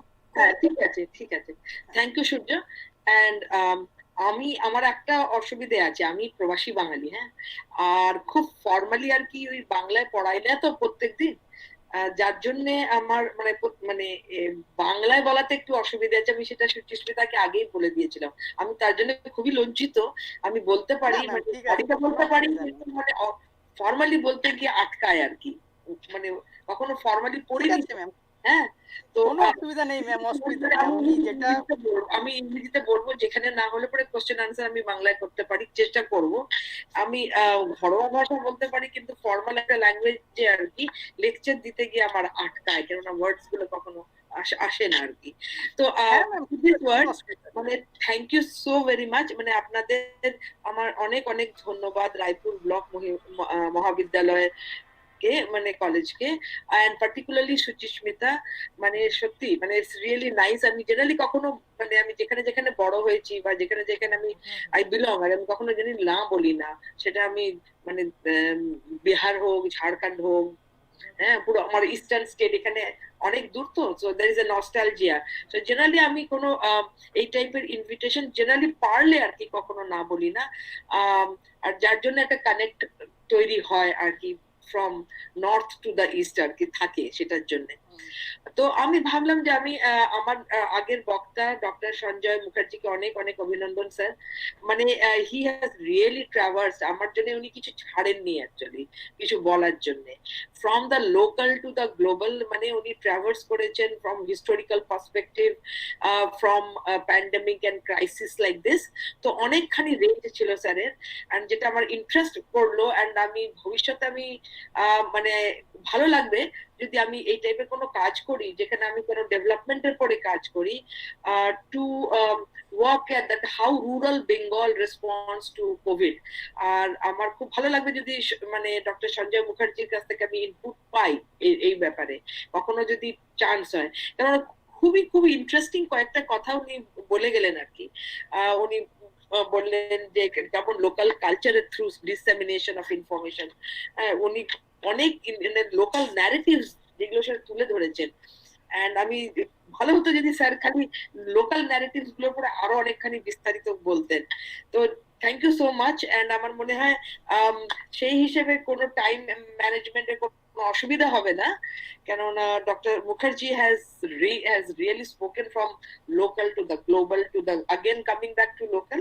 তো আমি নিজেকে কিন্তু খুব মানে আই উইল কনফাইন মাইসেলফ, আমি আপনার তো ইঞ্জিনিয়ারিং স্যারের মতন, তো I will confine myself to the rural world. কিন্তু স্যার কিন্তু রুরালকেও টাচ করে গেছেন এবং আদিবাসী কমিউনিটিকেও টাচ করে গেছেন, উনি কিছু ছাড়েননি অ্যাকচুয়ালি আমার জন্য। সো আমি যা কিছু বলবো হয়তো রিপিটেশন, একদিকে ভালো, আমি ইংরেজিতেও ভালোই বলি, স্যার তো বলে গেছেন, তো স্যারের অনেক কিছু টাচ মানে it will be a repetitive of a kind. Okay, তো আমি যেটা নিজের জন্য আজকে আর কি টপিক ভেবেছিলাম সেটা হচ্ছে rural in post pandemic India. মানে একটা জিনিস আমরা সবাই দেখেছি, টিভিতে দেখছি, নিউজ পেপারে দেখছি, উইচ কোভিড এন্ড মানে যখন ক্রাইসিসটা হলো, curfew, lockdown, the images on the TV, images মানে যেটা বেরিয়ে এসেছিল distinctively was thousands and thousands of migrants, hundreds of migrants traveling to the rural world. In fact, আমি বলবো যে that COVID has again brought the periphery back to the center. It has forced us to think, আমাদের বাধ্য করছে to think about the rural again, rethinking about the rural in the post pandemic area. And আমি মানে পড়ানোর সঙ্গে সঙ্গে যেমন সুচিস্মিতা বললো, আমি গবেষণাও করি, তো আমার যারা আর কি গবেষণাতে ইন্টারেস্টেড বা যে ছাত্র ছাত্রীরা একটু চান যে আগে গবেষণা, ইট রেজেস মেনি কোয়েশ্চেন, অনেক সব কোয়েশ্চেনের আনসার তো আমি দিতে পারবো না, বাট এই টাইপের যখন সিচুয়েশন হয়, দে বিকাম সিগনিফিকেন্ট একজন সোশ্যাল সায়েন্টিস্টের জন্য বা একজন একাডেমিকের জন্য, that it raises many significant questions না। আর এই কোয়েশ্চেন্স গুলোকে ধরে রাখা বা তোলা খুব important, it's very important to do that. তো আমি ওই মিক্স করে মানে বলার চেষ্টা করব। তো আমি ফার্স্ট কয়েকটা প্রিলিমিনারিজ মানে to start with, let me start with few preliminaries. আমরা দেখছি যে that years যখন immediately after independence, we find that it was driven by the Nehruvian dream of modern India, where industries মানে যেখানে industries were seen as temples of modern India. Big was beautiful, big industry, big dam, okay, everything big was beautiful. Right now, with big industries coming in, আমরা সেটা দেখছি যে আমাদের যে service sector, 70 years have passed by, more than 7 decades have passed by, but we find that service sector contributes 60% of the Indian economy, যেটা আমরা সবাই agri করব, and it actually employs 25% of the labor force, right, in the country. And the rest of the population we find still feeds on different means of agriculture. Okay, so this is the reality. Nonetheless, the paradoxical ব্যাপারটা এই হচ্ছে that when it comes to planning, administration, the center of interest, যেটা আর কি main interest, it still lies in the urban areas, by providing urban areas with improved essential services like healthcare, education. And the government, in fact, আমরা দেখতে পাচ্ছি, is rather obsessed with urban development. আর এই জিনিসগুলো আরো বেশি crystal clear হলো with COVID. Now, it is very difficult to believe, rather hard to believe, that development in rural India, last 7 odd decades after independence gelo, that rural India, the development in rural India is static, and the country actually developed in the decades post independence. Actually, something also happened in rural India, right? এখন আমরা কথা বলছি যে thinking about new normal. So let's for a moment also talk about what যখন এই rural India আসে, what is the normal that comes to our mind? What is the image that comes to our mind? Now, rural India, so therefore, when you are saying new normal, so for a moment, let's step back and look at what is normal that was being taken for granted before COVID came in. এটা হচ্ছে যেখানে joblessness, মানে চাকরির অভাব, health কেয়ারের অভাব, সেজন্য ছোট শহর বা বড় শহরে লোকজন মানে যায় নিজেদের হেলথ কেয়ারের জন্য, absence of in a nutshell absence of basic facility, right? So and along with that you also find যে আমরা যখন ভিলেজ রুরাল করি ভাবি যে রুরাল মানে লেটস নট মানে এটাকে মানে ইউলজাইজ রুরাল, মানে রুরাল মানে এই না যে everything so beautiful in rural, মানে লোকজন তো ফিরে তো গেছে, but there is another reality waiting for them in the rural. Caste system, jajmani system কোথা থেকে আউট করবে? Look at the UP villages, মানে বেঙ্গল ভিলেজেস এর সঙ্গে অনেক বেশি উন্নত in that sense, in terms of if you come to villages in other parts of India, because village is not one single homogeneous entity. তুমি ভাবে যে village, the idea of the village shifts across India, and the realities in the villages are also very diverse, very different, অনেক from north to south to east to west, you will find so much of diversity, right? So this is one thing, এটা হচ্ছে একটা জিনিস। তো আমরা দেখতে পাচ্ছি that যেগুলো পলিসি, স্যারও বলছিলেন Ujjwala scheme, Jan Dhan Yojana, MNREGA, okay, so the policies that were made, মানে যে পলিসিগুলো মোস্টলি ছিল made for the villages were mainly focused on improving the local conditions like lack of food, nutrition, minimum wages, etc., right? So mostly it is like in this kind of মানে এই টাইপের এরিয়াতে কি মানে malnutrition না হয়, minimum wages, manrega, okay, minimum 120 days of manpower, so lack of food, nutrition, এই টাইপের এইসব এরিয়াতে it was like focused, and also energy, এখন Ujjwala is like energy and other things. Now what has happened that with the increase in urban population and migration crisis in COVID times, what you find that there is a social distrust, যেটা significant হলো আর কি with COVID। এটা কি হয় যে এক অন্যের পরে যে ভরসা না, মানে particularly with the urban areas কে মানে শহরকে একটা মানে একটা অবাক চোখে দেখা যেত with the land of opportunity, land of dreams, where you can find livelihood and other basic facilities.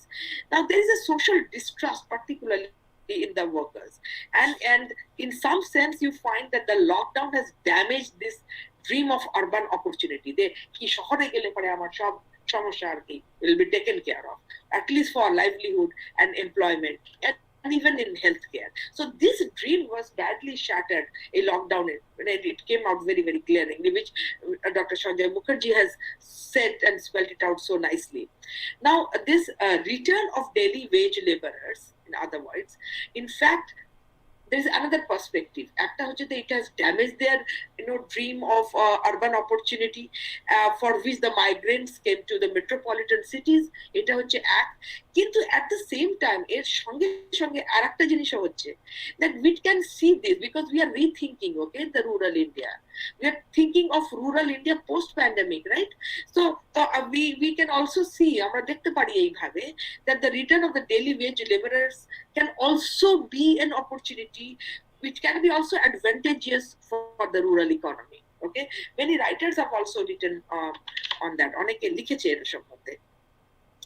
তবে এটাতে অনেক চ্যালেঞ্জও আছে, প্রচুর চ্যালেঞ্জ আছে, and we find that the recent turnout of lockdown events with migrant workers will possibly lead them to work in their own village.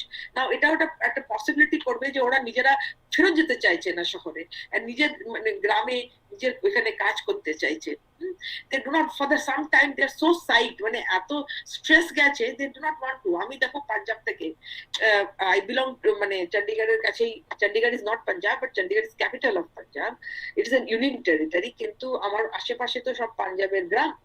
তো আমি একটা ছোট একটা অ্যাকচুয়ালি এক্সারসাইজ করেছিলাম ডিউরিং দিস প্যান্ডেমিক, যখন ফার্স্ট ফেজ অফ লকডাউন হয়, and মানে আমার অনেক ছাত্রছাত্রী আর কি গ্রামে মানে থাকে আর এবং গ্রামের আশেপাশে থাকে।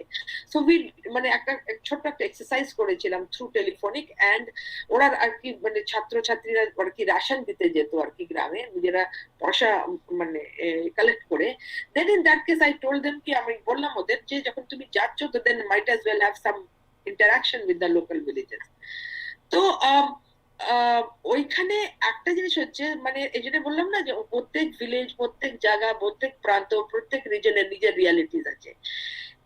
মানে I think I can say with some confidence that Punjab was one state which treated its migrants pretty well, you know. এর কারণ আরেকটা হচ্ছে because of Sikh tradition. হ্যাঁ, যেখানে যেটা স্যার বলছিলেন কমিউনিটি কিচেন একটা হাঁড়িতে 150, এখানে 150 না, এখানে 1,500 1.5 লাখ পর্যন্ত আর কি রান্না বান্না। এন্ড এটা একটা মানে there is a dera politics, there is gurdwara তো বন্ধ হয়ে গেছিল, বাট কমিউনিটি কিচেন রান, লোকজনকে ফিড প্রচন্ড, মানে গ্রামে গ্রামে শহরে শহরে they are fed, you know. So that is one good, you know, how religion can also, how religious beliefs and faith become significant in responding to you know, situations like this. So সেখানে আমি মানে এই কনটেক্সটে আমি বলছিলাম but লেকিন this was not the reality in other states. তো যে যার জন্য আর কি পার্টিকুলারলি দিল্লি এন্ড দিল্লির আশেপাশে গাজিয়াবাদ দিয়ে থেকে আমরা দেখি যে হুড় করে আর কি লোকজন আর কি হাঁটতে হাঁটতে বেরিয়ে যায়। So we also find that that now what has happened, that many workers are now reluctant to come back immediately. সেজন্য আমরা অনেক সময় বলি আজকাল কিছু আনাতে গেলে, সিম্পল অনলাইন আনাতে গেলে পরে অ্যামাজনে বলে যে supply chain, there is a breakdown in the supply chain. এর কারণ হচ্ছে that, you know, we know that যে এই যে প্রপার লেভেল আমাদের ইন্ডিয়ান ইকোনমি, আমার লোডশেডিং হয়েছিল, তাহলে ম্যাডামকে ফোন করেছিলাম যে এই মুহূর্তে তোমার কারেন্ট আসছে, কেউ আজকে তো জয়েন করতে পারবো না, তো চলে এসেছে কারণ আমি ঢুকে গেছি।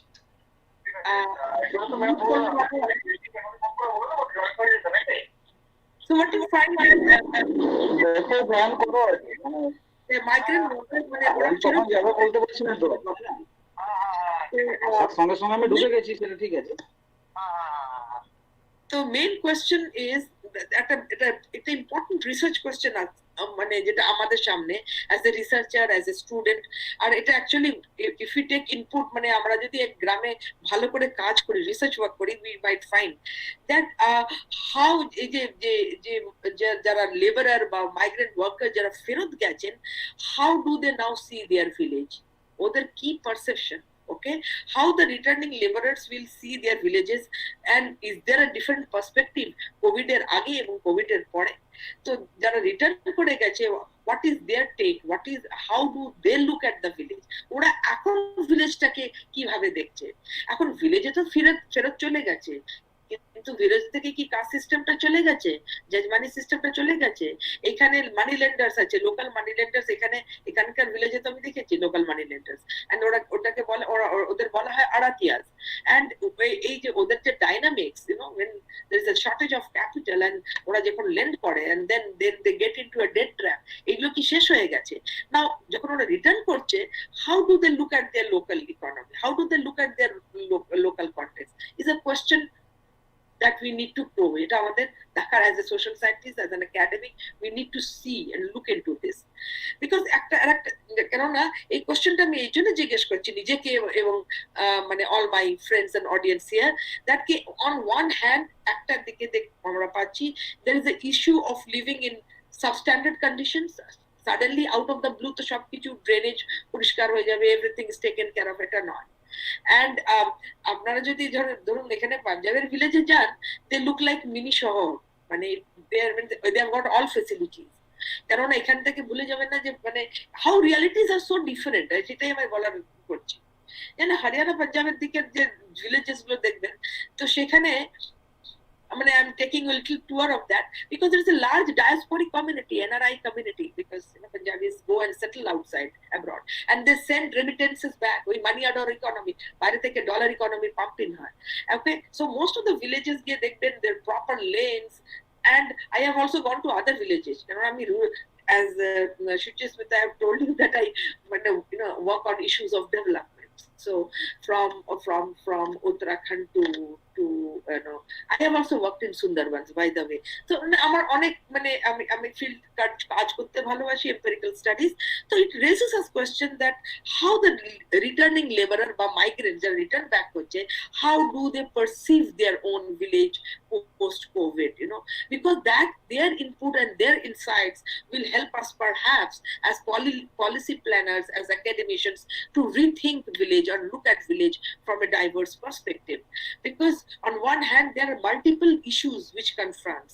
There is the question of substandard conditions of living, there is a poor neighborhood, and at the same time they're at the same time they are also looking at village as a safe locality. A pandemic is when we found all these urban centers were like conflicted with this virus, because this virus came from outside too. Like pandemic would it's not the rural area that got us pandemic. Got us the COVID-19. It came from outside, right? So for the first time, there was the village, return of the village comes in. This post-COVID world is a return of the village, the return of the of village India. Okay, so you visualize village as a socially safe locality. এটা একটা perspective emerge করলো। এটা কি এখনো true কি এগুলো we need to document, we need to do field work for this. So this is one question. Now the developments in we find that another aspect যেটা important হলো that perhaps এই Covid এর জন্য কিছুটা development maybe from urban to the rural in terms of basic rural infrastructure perhaps will improve. Road, housing, sanitation. There are also gas cylinders have reached even in a high remote like Munsiari and Pithoragar. So gas cylinders have reached, piped water has reached, and perhaps all these things, road, housing, sanitation, cylinders, piped water, this will perhaps work as an assurance and a catalyst for social adjustment. So অনেকগুলো aspect is becoming important. Now if you arakta set of question that comes to us যেটা important আমাদের জন্য যে the return of a large number of workers also brings greater demand. So the point that I'm trying to drive home, the return of the migrants, when we are talking about rural India, it brings forth new pressures. One is that there will be a pressure for urban development. There will be a pressure for development of urban infrastructure, and the return of a large number of workers will also bring greater demand for agricultural works. Obviously that is the mainstay of the rural economy. Now, to say, for example, we find, through different studies that to fulfill the demand of employment while residing in the villages, you find many state governments are working out on the allotment of common land, village common land, panchayati land jake bola hoy. You find that all these panchayati lands are being redistributed, okay, or being given for the time being lease out kora hocche, okay. So state governments are using innovative methods of shelling out or allotting or for the time being or leasing out common lands in the form of either agricultural lands or in the form of orchards to returning migrants. Okay, so this is one thing one has noticed in this condition. In some regions, the probability of land intensification in existing agricultural fields can be also expected. So these are the things that we can only presume, because what will happen, as we are all saying, that it will take them time to things to unfold. So it কিছুটা time লাগবে, কিন্তু these are the things that we can expect. There will be a probability of land intensification. We are also expecting that now I have the last report যেটা আমি পড়লাম যে 1 lakh crore 1 lakh crore budget allocation has been done for Manrega, Mahatma Gandhi National Rural Employment Guarantee Scheme. So it has been increased to this much. I'm not pleased. I am very sure that I do not want to appear like a spokesperson of the government, which I have like as an academic, I think I have that space for a critical take. But these are facts that it has 1 lakh crore has been pumped into Manrega. So because why they are predicting that that there will be an increase in the demand, because that Manrega has come out as a good, nice platform or avenue for employment generation in COVID times. So there will be an increase in the demand for work for Manrega scheme. At the same time, you also find that people who have gone back to the villages, several of them are skilled labor, specialized, and they have become specialized in their skills, okay, due to working in the metropolitan cities. And thereby, they have worked in an advanced ecosystem. যারা অনেকে এখানে এসেছেন, that they have worked in a very advanced, say for example, they have improved their skills, like Ola, Uber drivers, there are many of them, they came, at least in Chandigarh আমি দেখতে পাচ্ছিলাম, they came as Ola and Uber drivers. Many of them have started, like in Ludhiana and other setup, they were started working in factories, in particularly say bicycle factories, or machine engineering factories. Many of them have started working, and many of the laborers যারা ফেরত গেছে বা migrants যারা ফেরত গেছে, they had also emerged as electricians, or they're working as a gym instructors. So they were working in different kinds of service sectors too. Okay, and that like in mobile repairing, and India is a land of jugaad. This jugaad economy is very central to what is called in Indian, and we cannot discount this entire. We are not a part of use and throw culture, right? So no, we do not, whether it is a toaster, whether it is a mobile, whether it is anything, we try to fix it up. So this itself creates a huge kind of a service sector, right? So we are expecting that perhaps they would find their jobs in either in their native markets or maybe smaller towns. There is a neglect actually of smaller towns, of census towns, like everything going to the city, or means going to either Mumbai or to Chennai or to Delhi or to maybe Kolkata, and even in places like Chandigarh and others.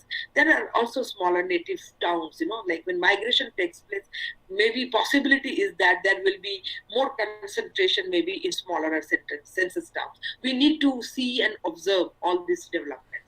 So আমরা দেখতে পাচ্ছি that এই টাইপের যারা skilled হয়ে গেছেন, that they are supposed to find jobs in the native market, and perhaps in that sense perhaps they can contribute to the local economy. So we find that আমি already এটা বলেছিলাম that we are expecting that there will be a rise in the demand for improved rural infrastructure. Okay,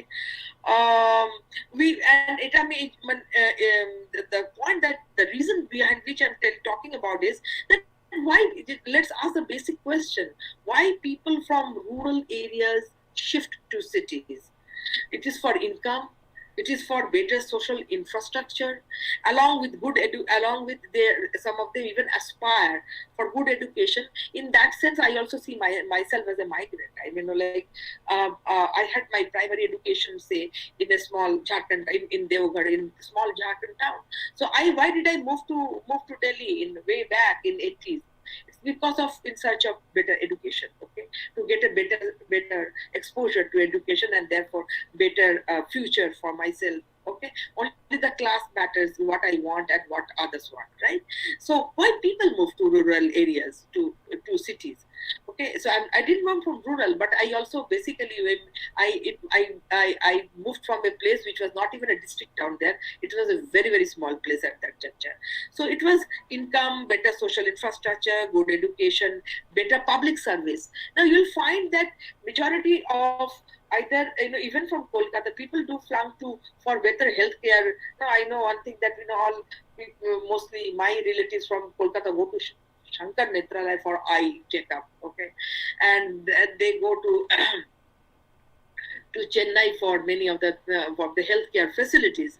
Like I'm staying in northern India, I mean, dekhi je majority from the eastern zone also come, particularly UP, Bihar, Assam, Odisha.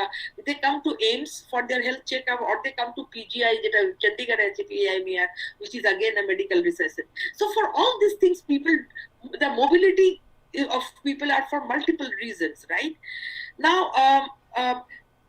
with large number of workers now returning from these urban environments, there will be obviously the demand for better public services. And COVID, one thing had become very writ large, that how much we lack in healthcare infrastructure and facilities, how much there is a kind of a lopsidedness. In fact, Chandigarh bola hai smart city, smart city এসে গেছে, why not a smart village? We do not talk about smart villages, right? We need to talk about now smart villages. There's a need to talk about smart villages. We are talking in terms of, we cannot afford to have this divide, rural urban divide for long. We cannot afford it. If digital world is the new normal, we cannot afford to do all this. So what is the solution? We need to invest. We have to badly reinvest, perhaps, in the periphery, in the rural areas, right? So, and healthcare needs যেটা আর কি মানে doctor সঞ্জয়ও বললেন এই ব্যাপারে, the healthcare needs, it has brought to the poor, that there has to be a pro-poor kind of an orientation when it comes to healthcare. Okay, healthcare infrastructure has to have a pro-poor orientation, and this has given birth to the need for a well-functioning, I hope so that will be a better functioning health system in rural India. This is how the post-pandemic I can see. There has to be a planning post-pandemic. Pandemic has raised many loopholes where we as citizens, as well the government, state, different actors need to plug those loopholes. So one thing, as I was mentioning, is the healthcare deficit, healthcare infrastructure, because we cannot discount that, when situations like pandemic or epidemics like this hits countries like ours, because তাতে আমাদের density of population টা অনেক বেশি, so আমাদের challenges of a different kind is also বেশি. But at the same time, even healthcare experts and alternative experts also say that we also have a better immunity in that sense, because we basically struggle and survive in adverse conditions. But when it comes to rural management, rural construct, we need to invest in it. Okay, so this is one thing. I feel apart from a healthcare chhara, arekta area which one has to pay attention to is social protection. Okay, now social protection will be a main issue, as there is a large number of what you say informal labor আমাদের সঙ্গে আছে, and according to Ministry of Labor আপাতত যে figure আর data আমাদের সামনে, সেটা হচ্ছে there are 450 million informal labor আমাদের কাছে ডেটা আছে. Okay, and we still have many bills pending, for that, and there is an effort now for universalize. We have to do this, that there has to be an universalization of social security. We cannot afford to live with a huge segment like 450 million informal laborers. How can we not focus on the legislation part of it? We have to make it mandatory that there is a social security scheme, and there has to be a new set of protection guidelines for, say, 50 crore workers. And now and efforts like this, there is a need to wait and see that this kind of effort, we need to lobby for that. Different stakeholders have to lobby for this kind of efforts, and it is expected to that post COVID-19, different stakeholders from different concerns will push the government so that they give more attention to the social security, rural social security. Now, coming back to migration a bit more, if time allows me. Now, we find that except in abnormal times like this, okay, except because pandemic COVID is an abnormal time, right? It's not normal, and that's the reason we called it in a more positive sense as a new normal. So except in abnormal times, or except in what you call today as this lingo has come in as a new normal, major part of the migration flows in India has been from rural to urban. We all know that. And like people have written, P. Saina regularly লেখেন হিন্দুতে, among is quite a well-known development critic, and you find that সাইনাতের হিসাবে আমরাও জানি যে তিন টাইপের আমাদের তিন category of migrants আছে. There are three categories of migrants: people who migrate on a permanent basis, having no plan to return. Okay, then there are seasonal migrants, যারা আর কি from time to time during harvest time আসেন এবং চলে যায়. Okay, go back from here. And then finally there are what is called footloose, they are footloose migrant ওরা কারা, যাদের আর কি কন্ট্রাক্টররা হায়ার করে আর কি, হ্যাঁ? আর যখন যেমন দরকার হয় তখন তখন ওনাদের সাপ্লাই করে। তো that migrant can move from A place to B to C to D to E as per requirement. Contractor যাদের আর কি ঠিকাদার যেখানে নিয়ে যাবে সেখানে যায়। And hence these migrants move from city to city in search of work, and they do not have এদের কোনো final destination নেই যে এখানেই হবে, because they're linked to the contractors. Now the current flow of reverse migration, which is now from urban to rural, okay, this is what we are saying, right? So this is the current flow of reverse migration. This is from urban to rural. However, এই যে urban to rural migration হয়েছে, this does not fall in either of the three categories. This is the point that I am going to drive home. আমরা বলছি যে এখন rural থেকে urban হয়ে we can still identify three categories of migration, rather mobility. Now this current flow with COVID, যেখানে যখন reverse migration হয়, which is from urban to the rural, we find that none of they do not fit into any of the above categories, because given the enormity and also the suddenness of the phenomena, it means, you know, you cannot categorize them that they belong to this A, B or C. Now this gives us a context to reflect on one or two things.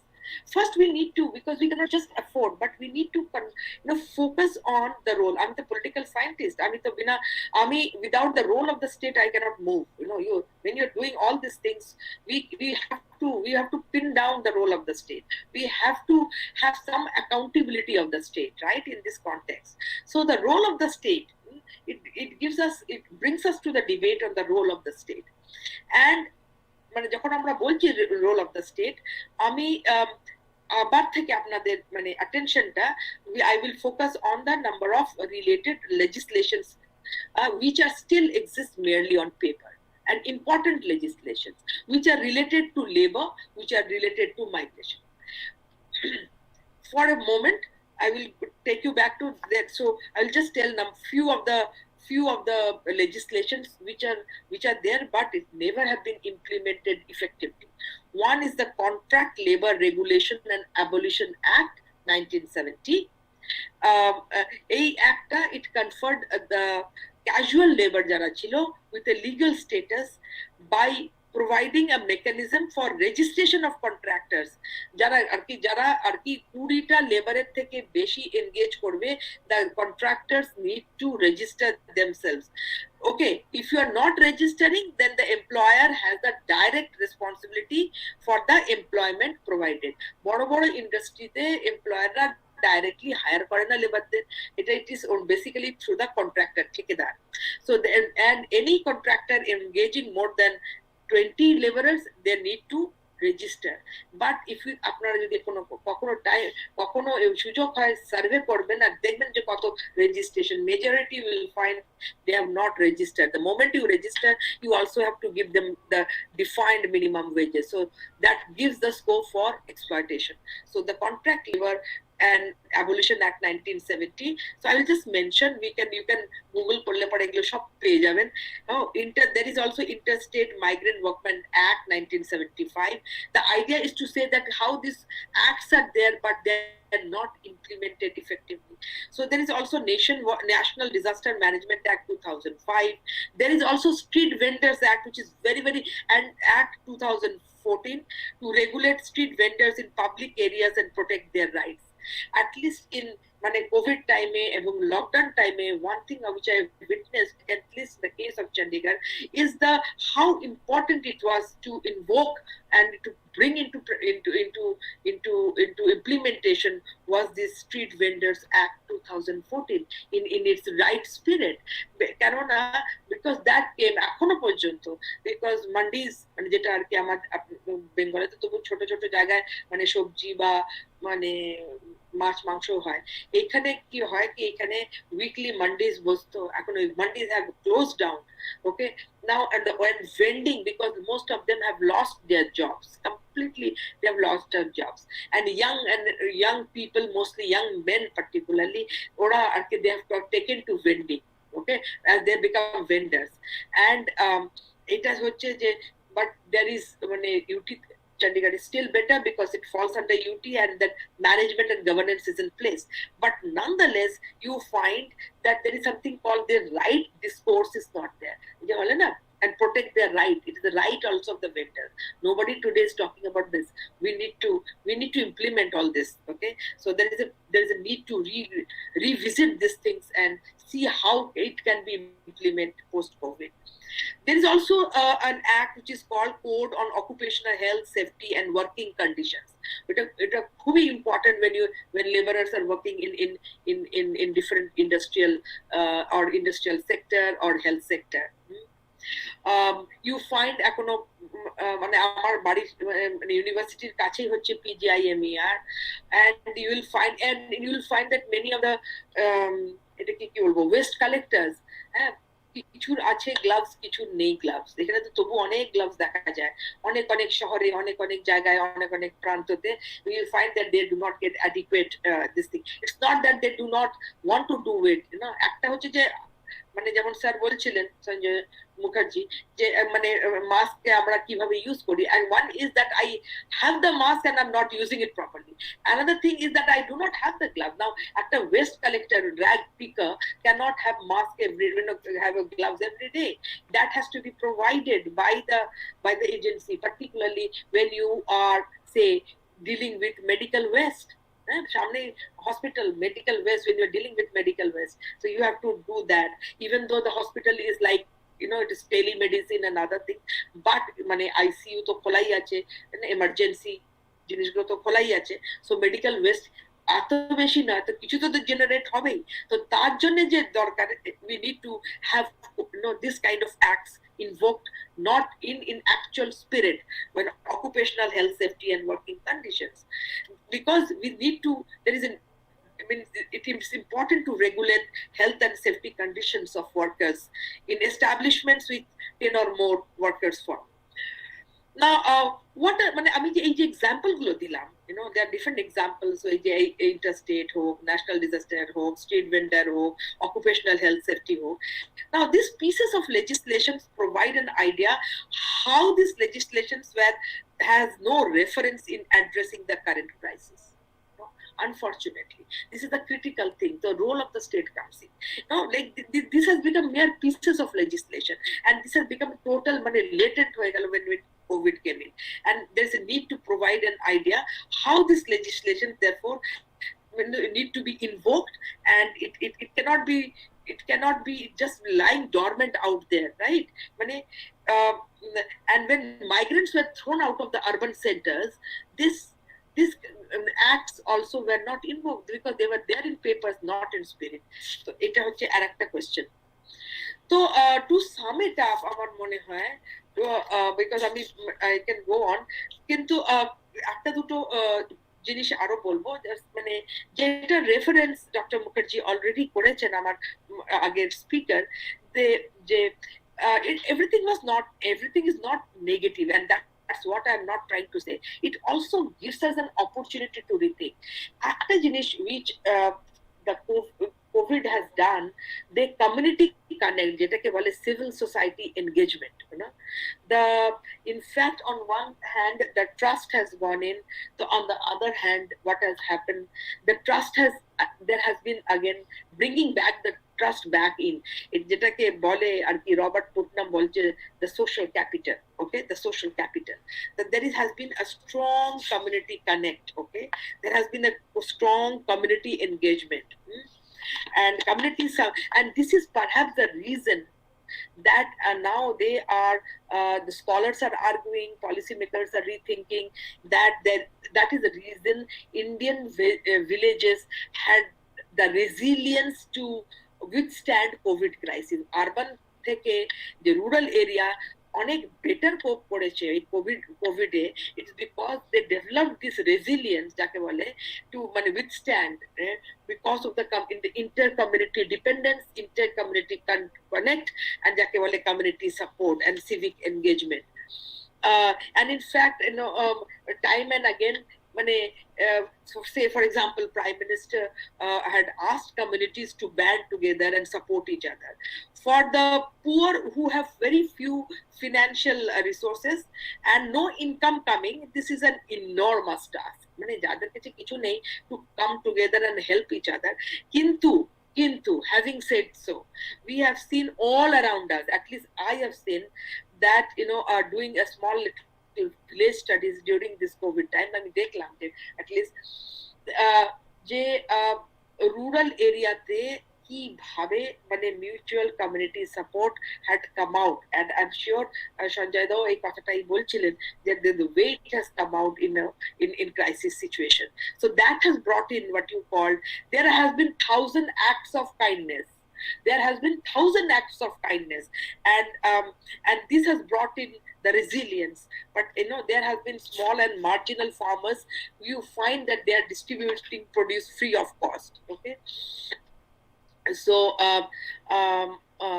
having said so, therefore, in kind of summing up, what is the lesson takeaway from us? If we are talking in terms of post-COVID, post-COVID world, we need to rethink.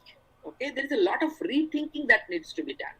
We need to rethink metro-centric economic development. We need to spend time, economists, policy planners, the government, the different stakeholders need to rethinking metro-centric economic development.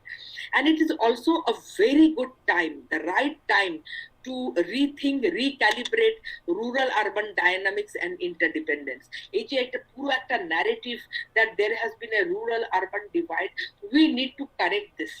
We need to invest in rural, adequately in balance with the urban, so that this dynamics becomes a dynamics of interdependence. Okay. Hence, the economic and cultural contribution of rural settlements, small and medium-sized towns should be understood. General narrative থেকে small and medium-sized town ওর পরে কোনো concentration নেই. We need to concentrate on small and medium-sized towns, and we need to plan. Therefore, planning has to be taken. Planning has to be inclusive, and then only we can talk in terms of sustainable development. And we cannot neglect this small towns and small villages. Small towns and medium-sized towns, which are also called census towns. Now, further, with the digitalization of business and remote working as it has become the new norm. আমিও নিজের বাড়ি থেকে কথা বলছি, আপনারা সবাই আমরা নিজের সেফ জোনে বসে কথা বলছেন. Now with the digitization and business and work has become digitized, so there has been a digitization of business, and there has been what is another thing that has come in, that is there is remote functioning. Okay, so remote working has become the new norm. So what do you find that অনেক লেখা হয়েছে regarding rural management, so the definition of rural management has to change. আমরা বলতাম না rural management. Okay, so that has to change. Should I wind up? Okay, so what you find that reverse migration ta hocche, it now can be in should be there, housing demand jeta hocche, it should also be in tier 2 and tier 3 cities. So setai amar main focus is that we generally focus on metro-centric economic development. We need to shift from there and start thinking about also, if we're talking about urban tier 2 and tier 3 cities now important. Plus, we need to focus heavily on infrastructure building and employment generation in the rural areas. We need to exploit the agricultural resources. We need to exploit rural resources. Okay, so therefore, to sum up, COVID-19 crisis has propelled us, has forced us to a policy future. We need to think about of policies where we need to think about diversification of rural economy. We need to talk in terms of improvement of health and education. We need to work on this indices, okay, of the rural population. There has to be a focus on creation of new employment opportunities in villages, which will be the center of now India's development focus. So the center of India's development focus should be on rural health, rural population, education, on rural policies which focuses on diversification of the rural economy. Thank you so very much. Dhanyawad.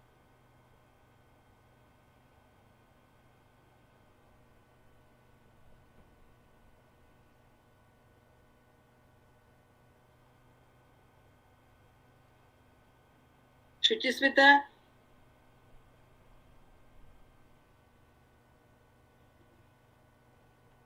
Hello? হ্যাঁ Suchismita, microphone on করো।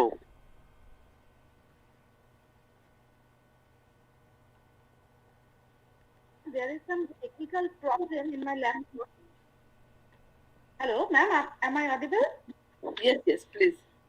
Okay, ma'am, we are just speechless for your excellent lecture. But ma'am, I'm really sorry, there is some technical problem in my laptop. No issue. Sorry for that. Ma'am, just we have 2 questions from our participants. Can I ask you the question? Yes. Okay. Ma'am, whether rural infrastructure will be more developed in the post-pandemic era? The first question is whether the rural infrastructure will be more developed in the post-pandemic era? Okay. Okay.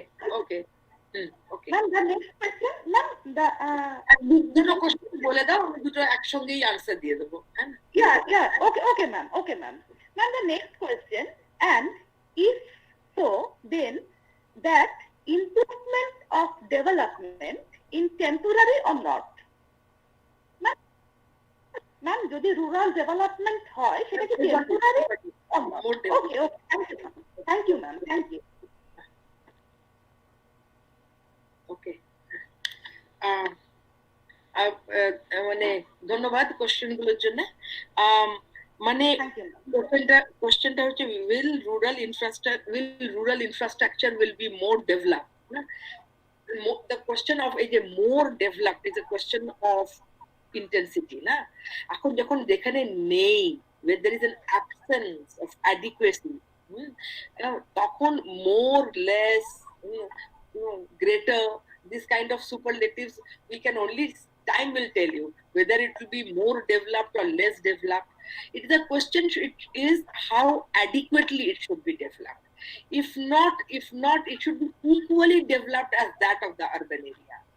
Urban area, এই যে মানে totally hoarding to Delhi, education in it.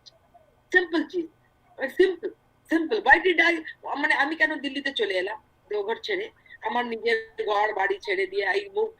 It also brought in so much of agony, anxiety and other things.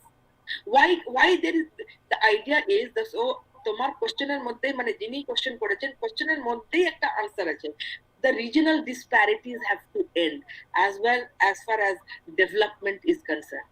Now whether it is temporary, whether it is for long term, it all depends upon the political will of the government in power. Okay, at least the question of leadership, the question of the political will, it's the question of the entire politics of development that is engaged in it. But আমার যেটা argument হচ্ছে more or less এর কথা তো আমি বলবোই না, I do not want to fall into the bracket of more or less, মানে এত black and white এই জিনিসগুলো হয় না। At least in terms of when you're doing a policy planning or whether তুমি যখন governance এর কথা হয়, at least argument is it should be at least adequately developed. It cannot be, মানে এটা হচ্ছে না তোমার কোথায় 10 আর কোথায় 20, 19 20, 18 20, 17 20, 18 20, মানে where do you want to place yourself in the continuum? That is the question. The question is neither more or less. It should be adequately, at least the basic services should be adequately developed. Okay, so this is my take on it. Okay ma'am, okay, thank you so much ma'am. Thank you so much. We are so happy that you are with us ma'am. আবার আপনার সঙ্গে কথা হবে নিশ্চয়ই, ভালো থাকবেন। Thank you. Thank you একদম ma'am, thank you so much.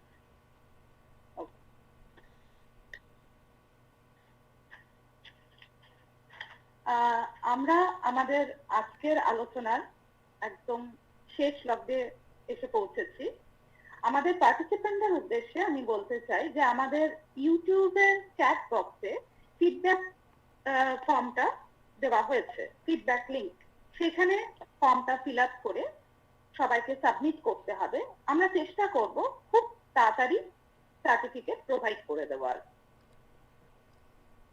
এখন আমাদের কলেজের ভারপ্রাপ্ত অধ্যক্ষ ডক্টর আনন্দময় ভট্টাচার্য মহাশয়কে আমি ভোট অফ থ্যাঙ্কস দেওয়ার জন্য অনুরোধ জানাচ্ছি। Thank you sir. Am I audible? Yes, yes, you are. Thank you all for giving me a chance to thanking you. First of all, I would like to thank the staff, my colleagues of Raipur Block Mahavidyalaya. এরা খুব সুন্দরভাবে এই ওয়েবিনারটাকে একটা জাতীয় স্তরে নিয়ে গেছে। সঞ্চালিকা সুচিস্মিতা, তার অসামান্য কোঅর্ডিনেশন, এর জন্য একটা বিশেষ ধন্যবাদ অবশ্যই সুচিস্মিতার জন্য রইবে। আর শুভেন্দু, আফসানা, যারা বিভাগীয় প্রধান শুভেন্দু সাহা, অধ্যাপক শুভেন্দু সাহা এবং আফসানা পারভিন বিভাগীয় প্রধান philosophy department, Suvendu Saha history department, এবং অফকোর্স সুচিস্মিতা দে পলিটিক্যাল সায়েন্স ডিপার্টমেন্ট, এদের সবাইকেই কলেজের ভারপ্রাপ্ত অধ্যক্ষ হিসেবে সমগ্র কলেজের তরফ থেকে ধন্যবাদ জানাই। এত সুন্দর দুদিন ব্যাপী একটা ন্যাশনাল লেভেলের ওয়েবিনার আমাদের কাছে উপস্থাপন করার জন্য।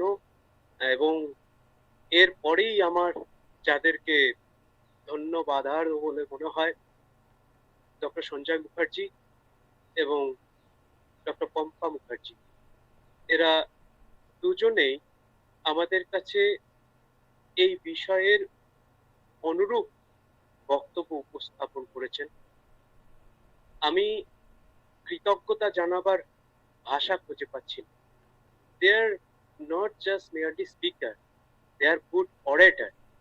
এত সুন্দর তথ্যবহুল স্ট্যাটিস্টিক্যাল ফুলফিলড একটা স্পিচ আমাদের কাছে তারা প্লেস করেছেন, যে আমরা সমৃদ্ধ বোধ করছি। We are feeling enriched by this speech. এবং একই সঙ্গে এই ওয়েবিনারে দুজন মানুষের অবদানের কথা না বললেই নয়। তারা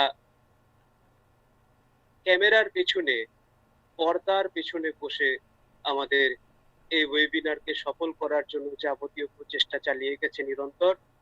তাদের একজন আমাদের অশিক্ষক কর্মচারী তুষার মণ্ডল এবং অপরজন অশিক্ষক কর্মচারী আমাদের কোষাধ্যক্ষ রাজীব ঘোষ মহাশয়। আপনাদের কলেজের তরফ থেকে এই অবদানের জন্য আমি কৃতজ্ঞতা এবং ধন্যবাদ জানাই, প্রণাম জানাই।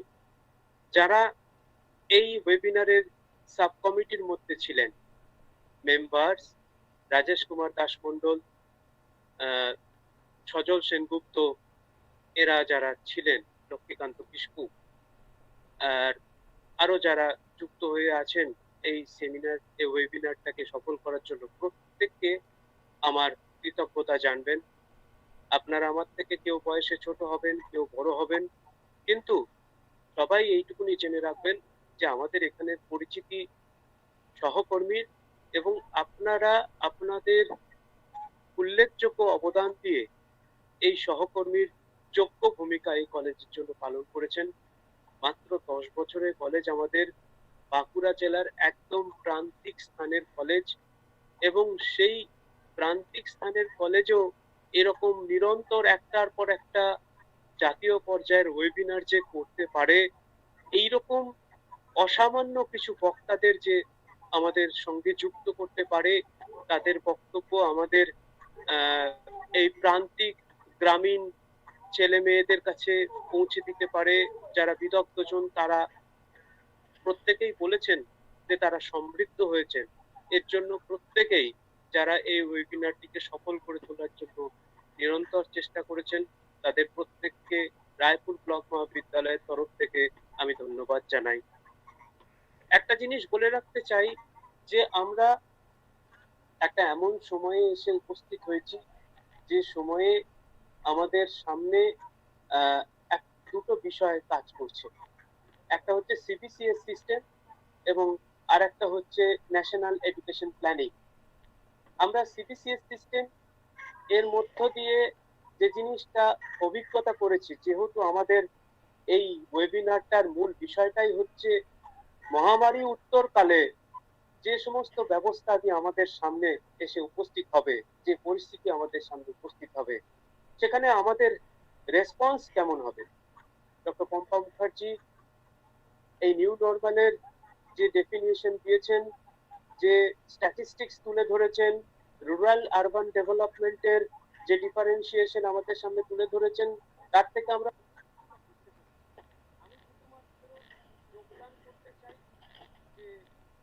ক্ষেত্রে আমাদের বিষয়টা কি হবে, আমাদেরকে আরো বেশি কনভিন্সড হতে হবে আমাদের ন্যাশনাল এডুকেশন পলিসি নিয়ে। আর আমি আবারও বলছি যে আমাদের এই সময়ের সব থেকে বড় চ্যালেঞ্জেস শিক্ষাক্ষেত্রে আমাদেরকে মুখোমুখি হতে হবে। রুরাল ডেভেলপমেন্টের প্রশ্ন এসছে, রুরাল ডেভেলপমেন্টের প্রশ্ন আমাদের কাছে শিক্ষা ব্যবস্থার ক্ষেত্রেও উপযোগী, কারণ আমরা যে সমস্ত ছেলে মেয়েদেরকে ফার্স্ট জেনারেশন লার্নারদেরকে আমাদের প্রতিষ্ঠানে পড়িয়ে আমরা চাকরির উপযোগী করে তোলার চেষ্টা করছি, আমরা একই সঙ্গে এটাকে আমাদেরকে স্বীকার করে নিতে হবে যে আমরা তাদেরকে জমি থেকে উৎখাত করে ফেলছি। ফলত চাকরির ক্ষেত্রে সংকীর্ণতা আসলে তাদের আর পড়ার থাকবে না, ফলত আমাদেরকে অনেক বেশি স্টুডেন্ট সেন্ট্রিক হতে হবে, তাদের ফিউচার সেন্ট্রিক পড়াশোনার জন্য উপযোগী হতে হবে। যে ন্যাশনাল এডুকেশন পলিসি আজকে আমাদের উপর ইমপ্লিমেন্ট করার চেষ্টা করা হচ্ছে, সেগুলো সবই pre pandemic national education policy কিভাবে পোস্ট প্যান্ডেমিক এরাতে ফিট করবে সেটা নিয়ে আমাদের ভাবনা চিন্তা করতে হবে। এ সংক্রান্ত যথেষ্ট আমাদের ভাবনা চিন্তা করার দরকার আছে। আমাদের আগামী 19 এবং 20 তারিখে আরেকটি জাতীয় পর্যায়ের ওয়েবিনার এবং আলোচনা সভার আয়োজন করা হবে বলে আমরা এখন প্রস্তুতি নিচ্ছি, সেখানেও আশা করব সবাই যোগদান করবেন। রায়পুর ব্লক মহাবিদ্যালয়ের শিক্ষক অশিক্ষক কর্মচারী যারা প্রত্যেকে এই কলেজের উন্নয়নের জন্য নিয়মিত নিজেদের শ্রম দান করছেন, তাদের প্রত্যেকে আমার ধন্যবাদ জানাই। স্পিকারদের আরো একবার প্রণাম জানাই। এই ওয়েবিনারের উদ্বোধনকালে বাঁকুড়া বিশ্ববিদ্যালয়ের উপাচার্য তার সুচিন্তিত মতামত আমাদের সামনে উপস্থিত করেছিলেন। সেই সংক্রান্ত উপস্থিতির জন্য আমরা নিঃসন্দেহে তাকে প্রণাম জানাই। আমরা আগামী দিনে আরো তার সাহচর্য পাবো। যে সমস্ত ছাত্রছাত্রী এই আমাদের ওয়েবিনার শুনলে আশা করছি তারা সমৃদ্ধ হয়েছো, তোমরা এইভাবেই আমাদের সঙ্গে থাকো। আর সব থেকে শেষ কথা, যে এত সুন্দর একটা ওয়েবিনার এমন সুসম্পন্ন হলো, তার জন্য আয়োজককে আমাদের তরফ থেকে আর একবার ধন্যবাদ। মধুবাতা রিতায়তে মধুক্ষরন্তি সিন্ধবো মাধের্ন সন্তোষদি মধুনক্তৌ মুতোষসি মধুদৌরস্ত নপিতা। ওং মধু, ওং মধু, ওং মধু। সবকিছু ভালো হোক, সবাই ভালো থাকুন, সুস্থ থাকুন, সম্পূর্ণ থাকুন। Thank you TRC sir. Sir, আপনার মোটিভেশনাল স্পিচ সবসময় আমাদের কাছে একটা ইন্সপিরেশন। আশা করা যায় আমরা এরকম ওয়েবিনার আরো অনেক করতে পারবো। সবাইকে অসংখ্য ধন্যবাদ। সবাই খুব ভালো থাকুন, সুস্থ থাকুন। আমাদের অনুষ্ঠান আজ এখানেই শেষ হলো। ধন্যবাদ।